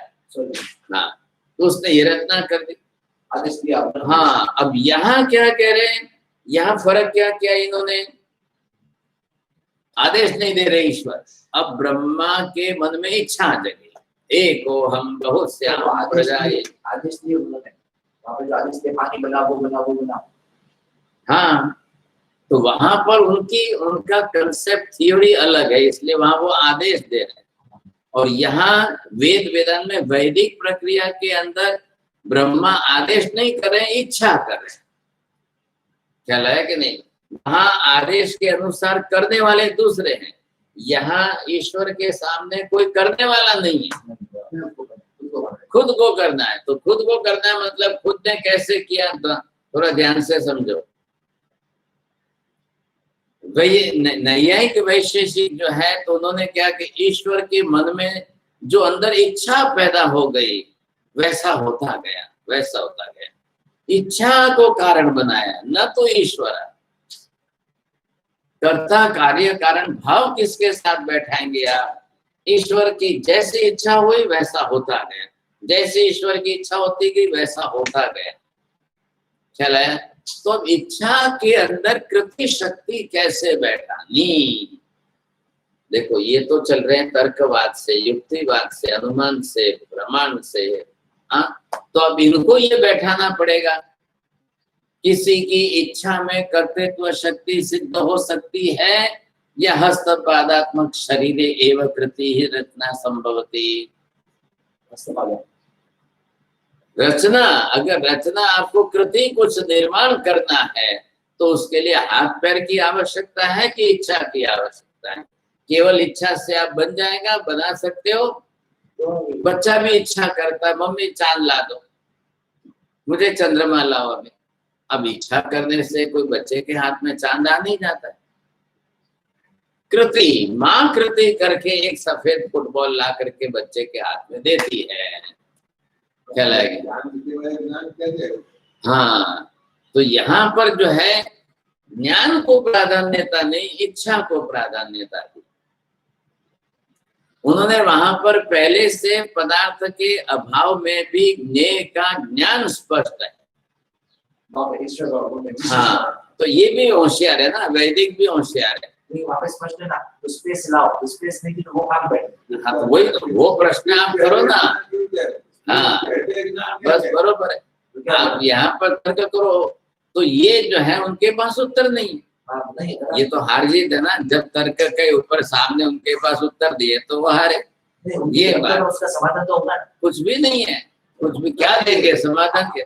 हस्तकृति हस्तपादात्मक शरीर युक्तम ईश्वर से अस्तित्व स्वीक्रियते चेत, बड़ी आपत्ति आती है। बरोबर है, उनके पास दलील जोरदार होगी। जोरदार नहीं है तो ही तो बात है, जहाँ तत्व खत्म हो जाता है वहाँ तर्क नहीं आता। ये आपने दिमाग में भूत भर रखा, उनके पास जोरदार दलील, जोरदार दलील। अरे कोई जोरदार दलील तत्व के बिना क्या दलील करोगे आप? आधारभूत अंदर दिमाग में तत्व चाहिए। तर्क किस पर चलता है? फिर जब आपके पास अब ईश्वर के पहले आकाश को मानना पड़ेगा कि नहीं? ईश्वरस्य निवासः कुत्र? ईश्वरस्य निवासस्य आधारः किम्? यदि चेत् ईश्वरं सशरीरी स्वीक्रियते चेत् तस्य भारादिकं वर्तते, तस्य आधारम् अपेक्षणीयमेव। अशरीरी स्वीक्रियते चेत् तो फिर जो है वो कहाँ है? और अशरीरी है तो वो रचना कैसे कर सकता है? अशरीरी है, हाथ पैर नहीं है तो वो रचना कैसे करेगा? तो अशरीरी नहीं है तो इच्छा रहती है क्या? तो जैन तो कहते हैं कि भाई अशरीरी हो जाते हैं तब इच्छा नहीं रहती है। यथा सिद्ध है, सिद्ध बन जाते हैं तो वो अशरीरी, अब कहाँ इच्छा है? इच्छा ही नहीं पैदा होगी उनको। लेकिन ज्ञान अनंत दर्शन है, इच्छा के कारण ही ज्ञान दर्शन, ये बात नहीं है। इच्छाया अभावेपि ज्ञान दर्शनस्य सद्भावः कारणं ज्ञान दर्शनस्य आधारः ज्ञेय पदार्थः न तो इच्छा। ज्ञान का आधार ज्ञेय पदार्थ है, इच्छा नहीं है। तो ईश्वर में इच्छा न होते हुए ज्ञान दर्शन है। अब ये क्या कर रहे हैं वैदिक लोग? ब्रह्मा में इच्छा की सिद्धि कर रहे हैं, ज्ञान दर्शन की सिद्धि नहीं कर रहे। क्योंकि इच्छा से सृष्टि की निर्मिति होती है, ज्ञान दर्शन की आवश्यकता नहीं है। तो ज्ञान दर्शन तो है ब्रह्मा में, ऐसा मान लो, तभी तो उसको इच्छा हुई है। तो सर्वज्ञवादी क्या कहेंगे? ज्ञान सत्वेपि दर्शन सत्वेपि ज्ञान दर्शयो अनंतत्वं सत्वेपि इच्छाया सर्वथा अभाव। तभी सिद्ध कह सकते हो आप, नहीं तो सिद्ध ही नहीं कहोगे। फिर इच्छा बोलोगे तो मोहनीय कर्म आ गया, इच्छा बोलोगे मोह तत्व बीच में आ गया। तो फिर आप जो है ये मत कर रहे हैं। अब अशरीरी बनने का तात्पर्य ये, तो हम तो ये कह रहे हैं कि भाई ईश्वर अशरीरी ही है, और अशरीरी होने से उसके अंदर इच्छा तत्व ही नहीं है। तो इच्छा तत्व नहीं, आप इच्छा को कारक मान रहे हो, हम इच्छा रहित ईश्वर को मान रहे हैं, तो हम कृति नहीं मान सकते। अब वहां पर ये प्रश्न आता है कि भाई आप इच्छा के अभाव में ईश्वर को कृति रहित मानते हो, और वो इच्छावान ईश्वर को कृति कारक बना रहे सृष्टि का निर्माण करने के लिए। तो ये बात उन्होंने वहां पर पकड़ी। अब इसका कैसे अंत होगा? इसको कैसे स्पष्ट करना? तो बात जहां बैठती नहीं है, मूल में तत्व नहीं बैठ रहा है, अब तर्क बैठाने की जबरदस्ती कर रहे हैं। आप समझे कि नहीं? जब तत्व स्पष्ट नहीं हो रहा है, ज्ञान का आधार स्पष्ट नहीं हो रहा है, कार्य कारण भाव स्पष्ट नहीं हो रहा है, अब उनकी अभिनिवेशिक वृत्ति है कि नहीं, कर्ता तो है ही, ईश्वर को कर्ता तो मान नहीं है, कर्ता नहीं तो ईश्वर नहीं। तेषां मते किम? कर्तृत्वाभावे ईश्वरत्वाभाव, ईश्वरत्वाभावे कर्तृत्वाभाव, ईश्वर सद्भावे कर्तृत्व सद्भाव, कर्तृत्व सद्भावे ईश्वर सद्भाव। ये उनका स्पष्टीकरण। तो वो तो इसी बात को मानेंगे। अब यहाँ पर आपने क्या समझा है? इधर देखो, धर्म कही दे गुण सहभावी क्रम भावी पर्याय आ रहा है आपको ख्याल में? अब जो सहभावी धर्म है उसको गुण कह दिया है, और जो सहभावी नहीं है उसको धर्म कह दो। बोलो, ख्याल आ रहा है? सहभावी नहीं है, हाँ, मतलब सहभावी नहीं है ऐसा होते हुए भी पर में भी है। स्वसत्वेपि परसत्वेपि उभय रूपेण सिद्ध्यति चेत् धर्म। स्वयं स्वस्मिन्नेव तिष्ठति परस्मिन् नैव तिष्ठति स एव गुणः। बोलो, वापस सम्मान समझ में आया? हाँ, जो भाव में जो है स्वसत्य भी पढ़ सकते हो, बराबर धर्म। स्वसत्य से खोलो, स्पष्ट करो। उसमें भी जो है, मतलब स्वद्रव्य में, स्वद्रव्य के साथ जो परद्रव्य में रहे उसे कहते हैं धर्म, और जो स्वद्रव्य में ही रहे उसे कहते हैं परद्रव्य में न रहे उसे कहते हैं गुण। अरे दो स्पष्ट करो। स्व से गिला लेना है द्रव्य, स्वद्रव्य। अब स्वद्रव्य उसका कौन सा है? जिस गुण का जिस द्रव्य में अस्तित्व है वो उसका स्व बना, और जिसमें नहीं है वो उसका पर बना। अब बात पकड़ के रखो, पकड़ो इधर। स्वद्रव्य, अब ज्ञान लिया आपने, अवगाहना ली आपने, गति सहायकता ली आपने, स्थिति सहायकता ली, गुण बदले द्रव्य बदल गया। स्वगुण कौन है? स्व के गुण वाला जो है वो स्वद्रव्य है। तो जिसका जो गुण उसी में रहेगा। आपने गति सहायक का गुण ली तो वो दूसरे में नहीं जाएगा, लेकिन गति सहायक गुण जिसका है वो भी नित्य है, वो भी अस्तित्व रखता है। नित्यत्व अस्तित्व वो सभी में गए। ख्याल है आपको? तो ये स्वद्रव्य स्वक्षेत्रीय, पर क्षेत्रीय, पर द्रव्य पर क्षेत्रीय। स्वद्रव्य में रहते हुए भी साथ में पर द्रव्य में भी सब में रहेंगे वो धर्म। और यहाँ पे स्व क्षेत्र में कहता हूँ, स्व क्षेत्र में आत्मा, स्व आत्मा द्रव्य, और स्व में ही ज्ञान रहेगा, पर किसी में नहीं रहेगा। वो सहभावी हुआ, अभेद संबंधी हुआ, उसको गुण कहना है। वो गुण जो है वो उस द्रव्य का भेदक बनेगा, वो गुण जो है वो उसकी पहचान बनेगा, वो गुण जो है उस द्रव्य का लक्षण बनेगा। बोलो आप। नहीं बात बोलते तो जाओ पहले। द्रव्य का जो गुण रहेगा वो उसी में रहेगा, द्रव्य का जो गुण रहेगा वो उसी द्रव्य में, नाम लेकर बोलो। जिस द्रव्य का जो गुण होगा वो उसी द्रव्य में रहेगा, उससे भिन्न अन्य द्रव्य में नहीं ही रहेगा। तो वो गुण है, तो वो अविनाभाव संबंध से रहेगा, अभेद संबंध से रहेगा। यथा जैसे कि आकाश गुण है तो अवगाहना प्रदायकत्व आकाश में ही रहेगा, आकाश सिवाय दूसरे में नहीं रहेगा। अरे ना, यहाँ पर क्या है, अद्वैतवादी नहीं है जैन, तो क्या हुआ फायदा? सर्व द्रव्यों को स्वीकार करके हम चल रहे हैं। अब सर्व द्रव्यों को जब आप स्वीकार करते हो तो लक्षण ऐसा बनाओ सभी द्रव्य में न जाए, एक ही द्रव्य में। आप पहले दो को भेद करो, द्रव्य द्रव्य द्रव्य से द्रव्यत्व जाति बनाई। अब वो द्रव्यगत सामान्य वर्णन जो होगा वो सब में जाए, समान जाति वाला वो सब में। हाँ, लेकिन अब आपने विशेष द्रव्य ले लिया। अभी सामान्य रूप से सभी द्रव्य पांचों में, और विशेष द्रव्य से आकाश लिया, तो जो आकाश में जाएगा वो दूसरे किसी में नहीं जाएगा, उसको गुण कहेंगे। जो आत्मा में ही घटेगा दूसरे किसी में नहीं घटेगा, वो गुण है। वो उसका इतर व्यावर्तक बन गया।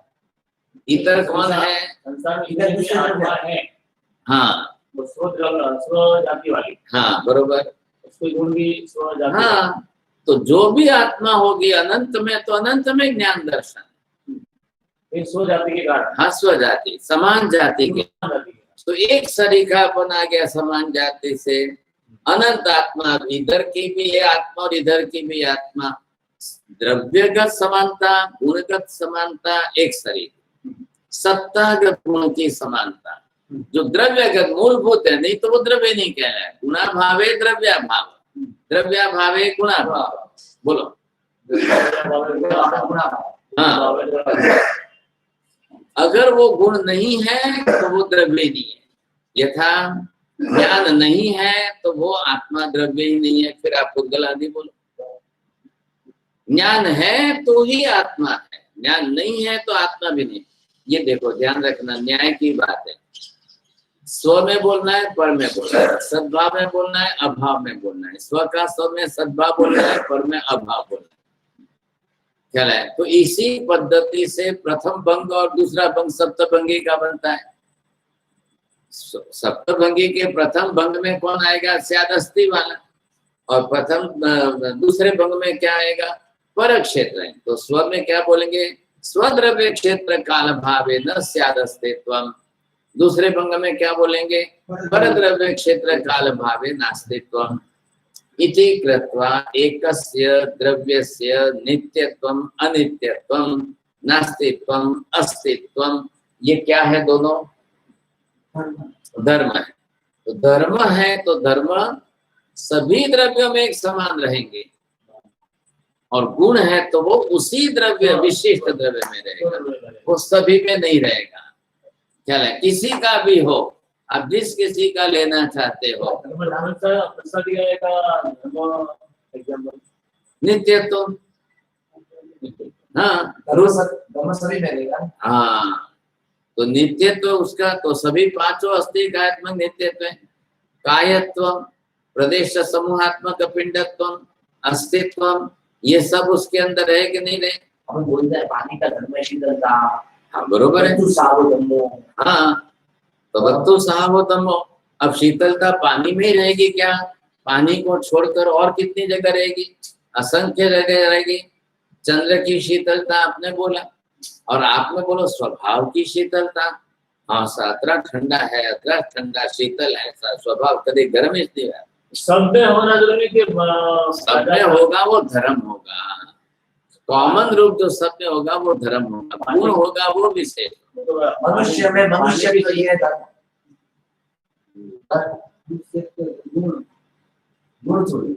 मनुष्य तो मतलब आपने मनुष्यत्व क्या बनाया? मनुष्य पर। हाँ, तो पणु मतलब गुण हो गया। फिर आप जो है द्रव्य बनाओ, द्रव्य के अंदर धर्म बैठाओ, द्रव्य बनाओ, द्रव्य के अंदर गुण बैठाओ।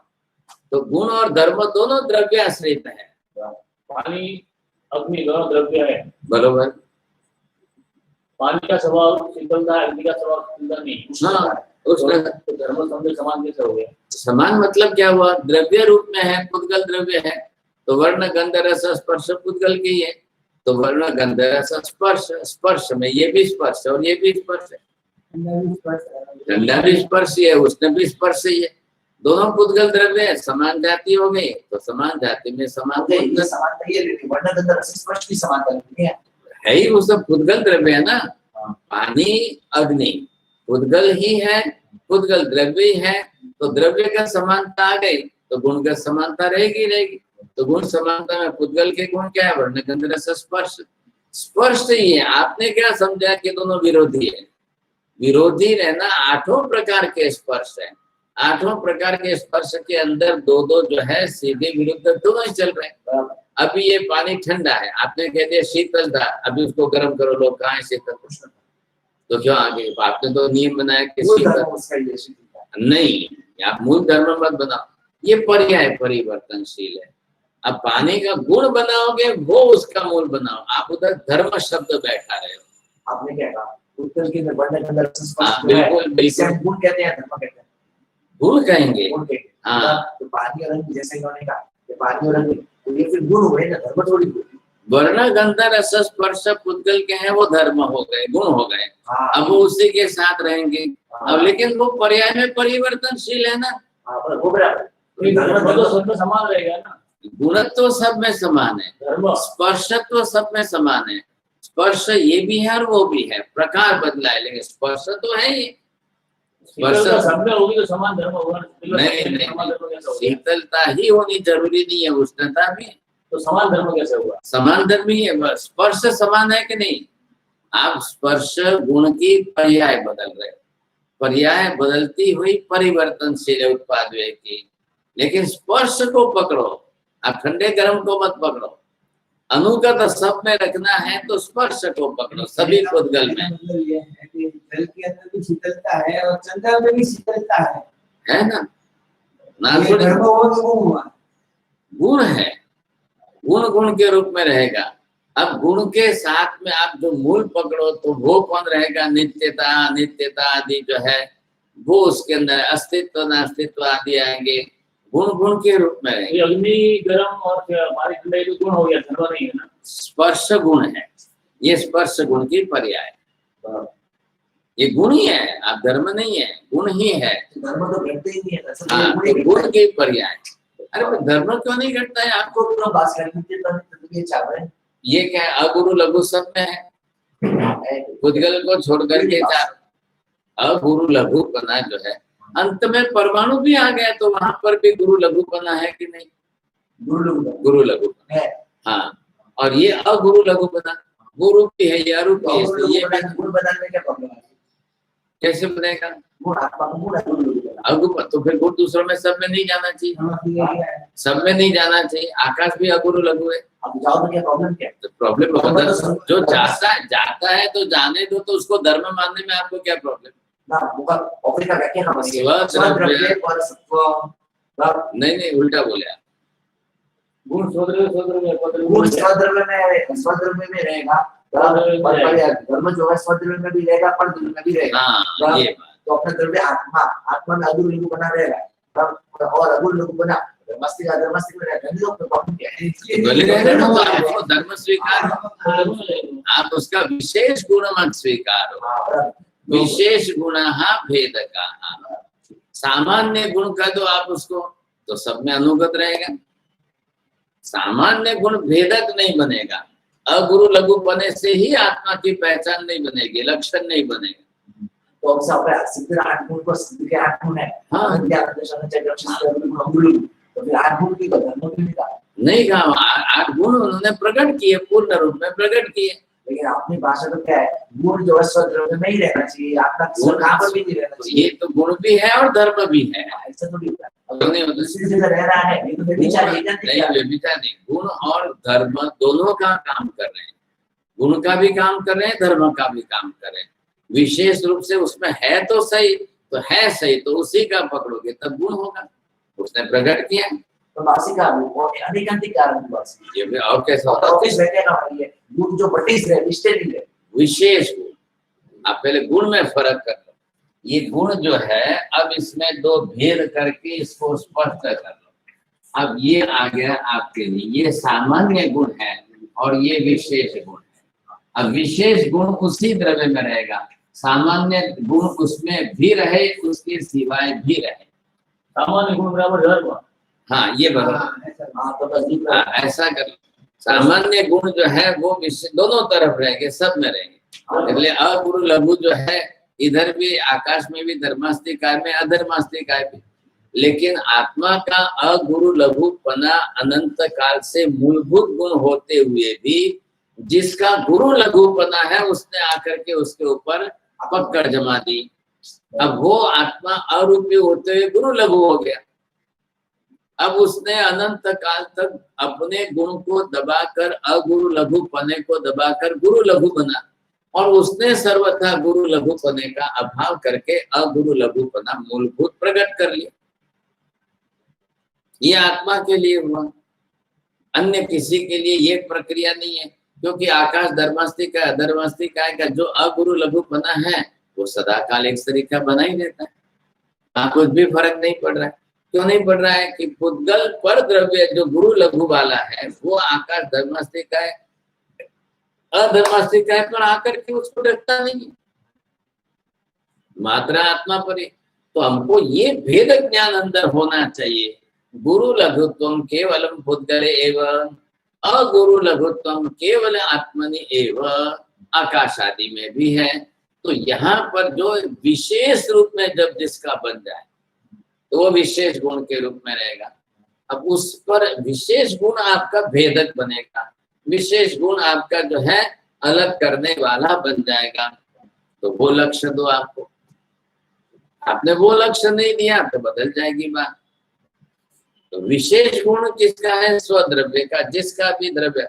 अब अवगाहना प्रदायकत्वम किम, आकाशस्य विशेष गुण। तो अगुरु लघु क्या है? ये सामान्य गुण।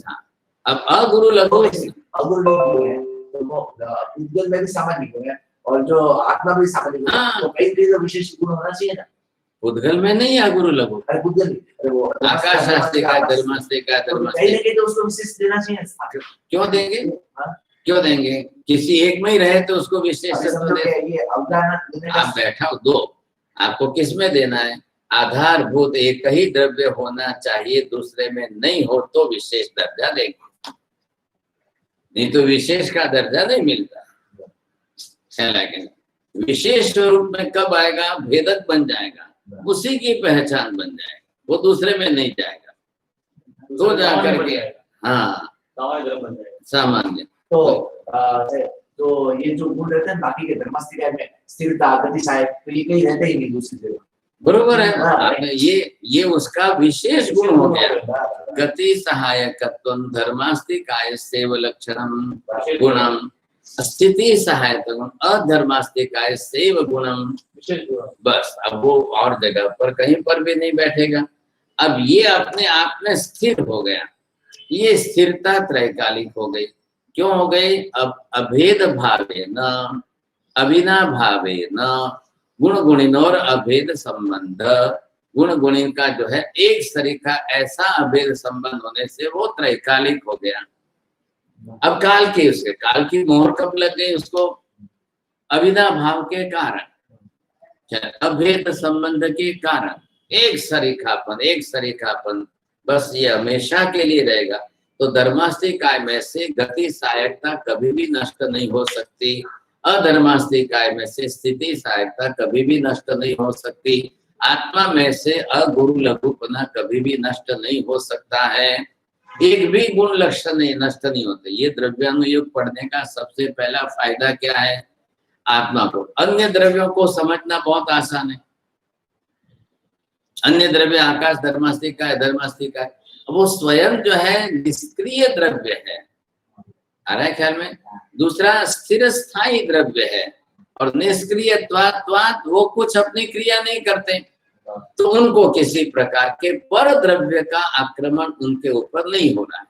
लेकिन आत्मा पर द्रव्य का आक्रमण अनंत काल से चल रहा है। पर द्रव्य कौन है? पुद्गल। अब पुद्गल द्रव्य का आरोपण जो है आत्मा पर ही हुआ, आत्मा के प्रदेशों पर ही हुआ। ये जो प्रदेश आपने अभी यहाँ पर देखे, तो ये पुद्गल के परमाणु जो जैसे जैसे बाहर से आते ही गए, अब ये आकर आत्मा पर छा गए, समझे?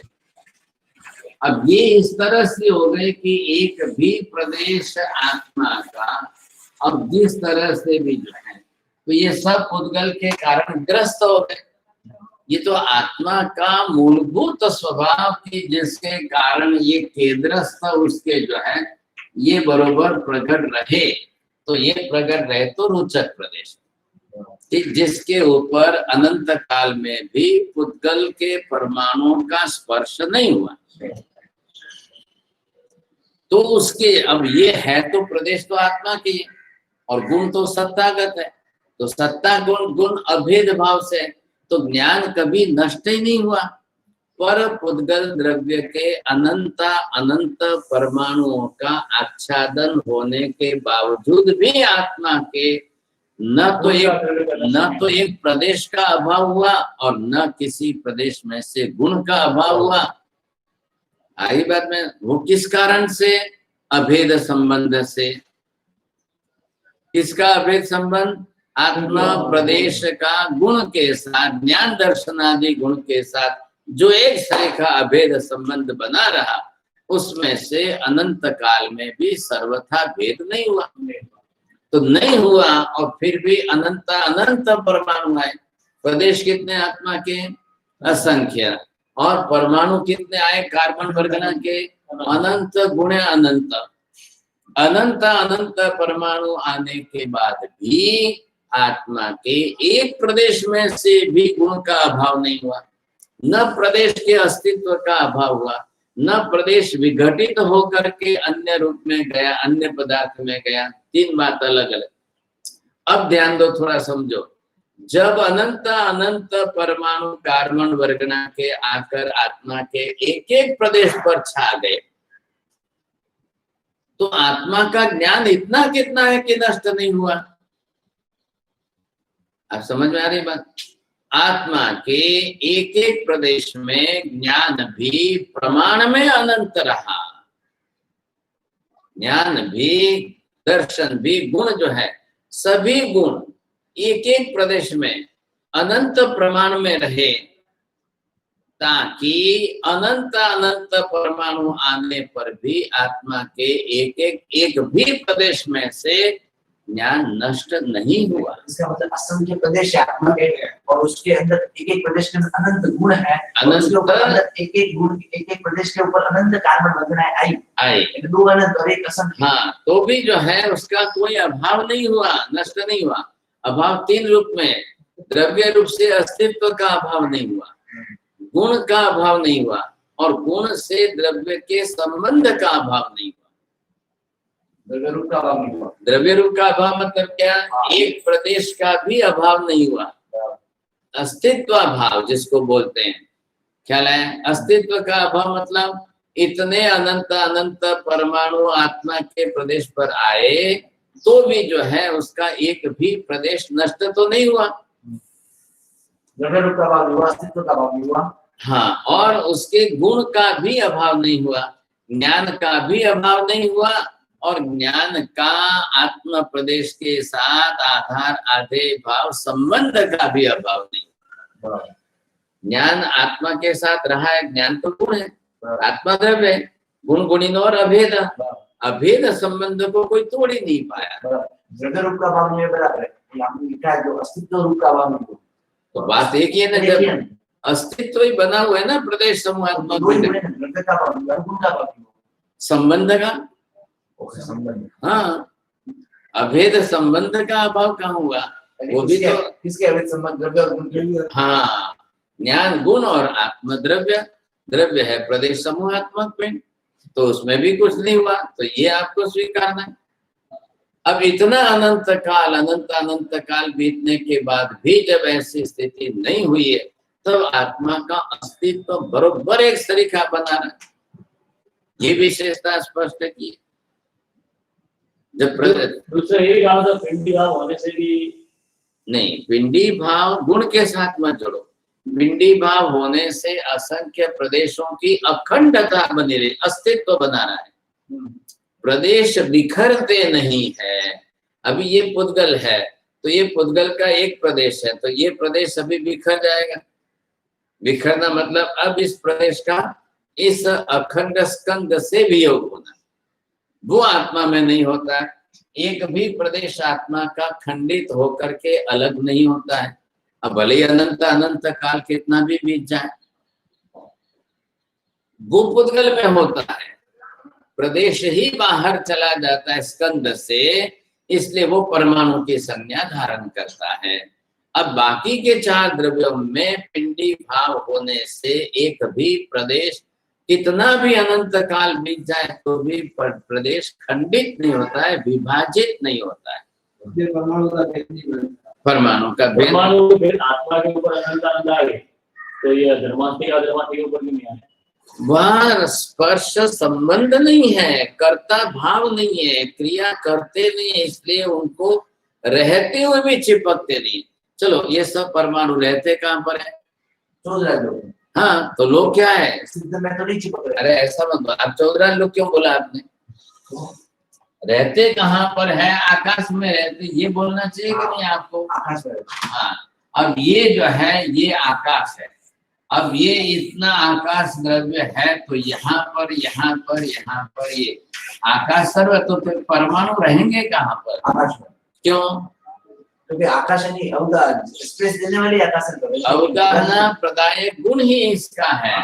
अब ये अवगाहना प्रदायक होने के कारण ये सभी परमाणु आकाश में रहे। अब कितने काल से हैं आकाश में? अनंत अनंत काल से। तो ये अनंत अनंत काल से इतने परमाणु, अनंत अनंत परमाणु आकाश में ही रह रहे, चिपकते क्यों नहीं है? आकाश के साथ चिपक के क्यों नहीं बैठे? ये परमाणु यहीं चिपक के बैठे, नहीं यहाँ से नहीं हिलेंगे, ऐसा क्यों नहीं हो रहा है? तो नहीं है, सभी हिल रहे हैं। तो वही तो बात कर रहा हूँ ना, क्यों हिल रहे हैं, क्यों नहीं जब चिपक के बैठे? क्यों? अपने अंदर नहीं बोला। अभी बात किसकी चल रही है? आकाश और परमाणु। द्रव्यानुयोग पढ़ते समय खास ये ध्यान रखना, अनुसंधान किस विषय का चल रहा है। आपने पकड़ छोड़ दी तो विषय हाथ से गया। तो यहाँ पर क्या है? ये जो आकाश प्रदेश है, अब ये परमाणु है। आकाश नंबर 1, पहले आकाश करता नहीं है, अब ये आकाश जो है ये करता नहीं है, निष्क्रिय है, स्थिर स्थायी है, स्वयं में कर्तृत्व भाव नहीं होने के कारण वो इस परमाणु के साथ कुछ भी नहीं कर रहा है। नंबर 3, अब आकाश द्रव्य के अंदर क्यों ऐसा कर्तृत्व भाव नहीं आ रहा है? गुण के कारण भी, गुण होते हुए भी गुण करता नहीं है। हमारे में क्या है, गुण है, गुण करता है।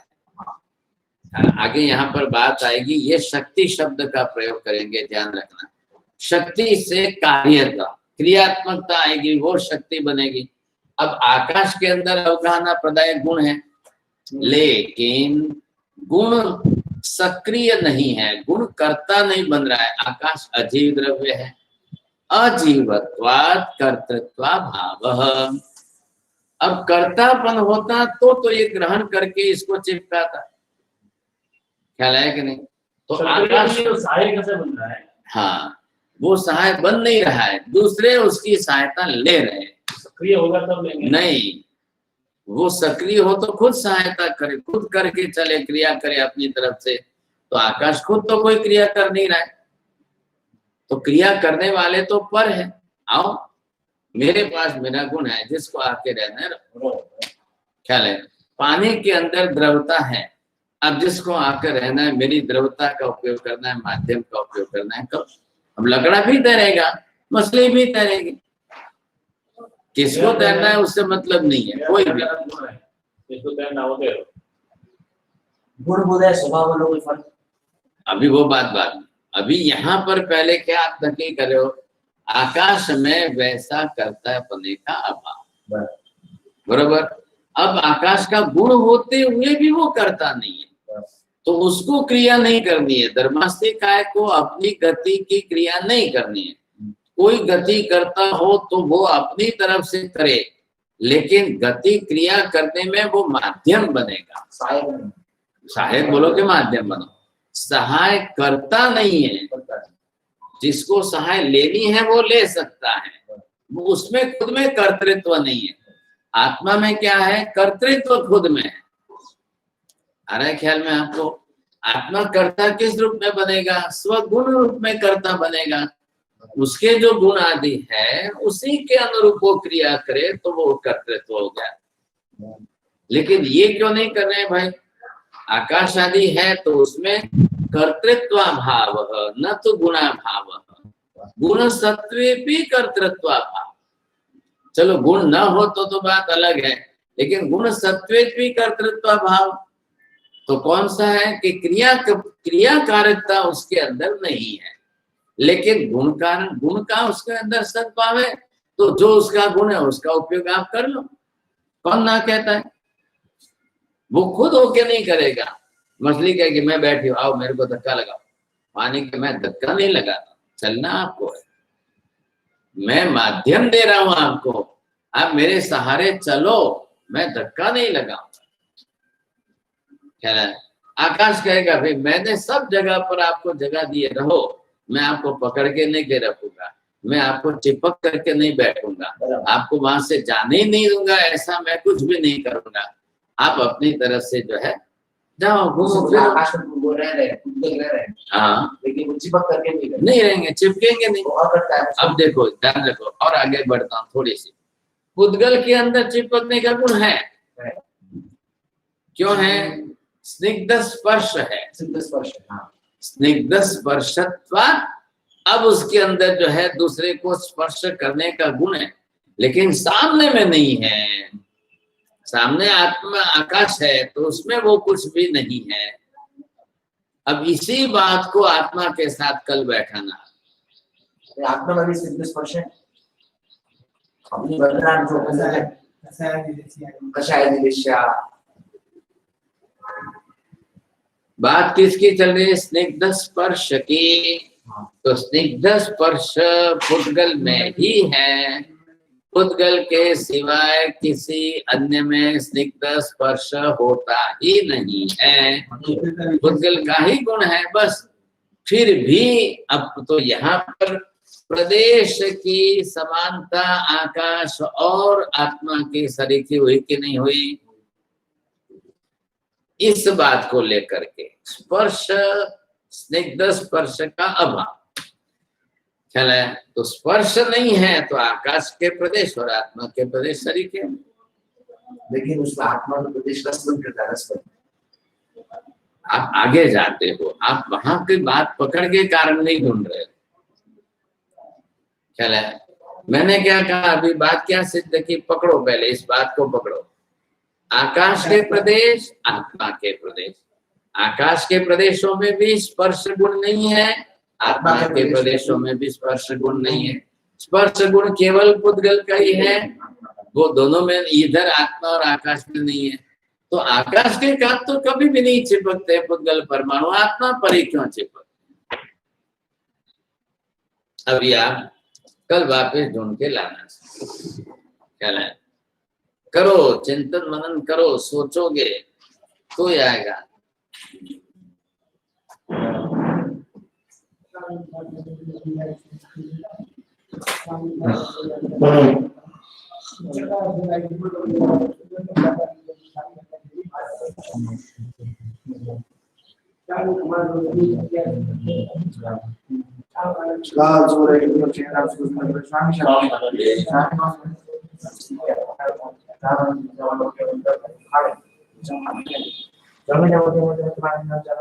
स्वामी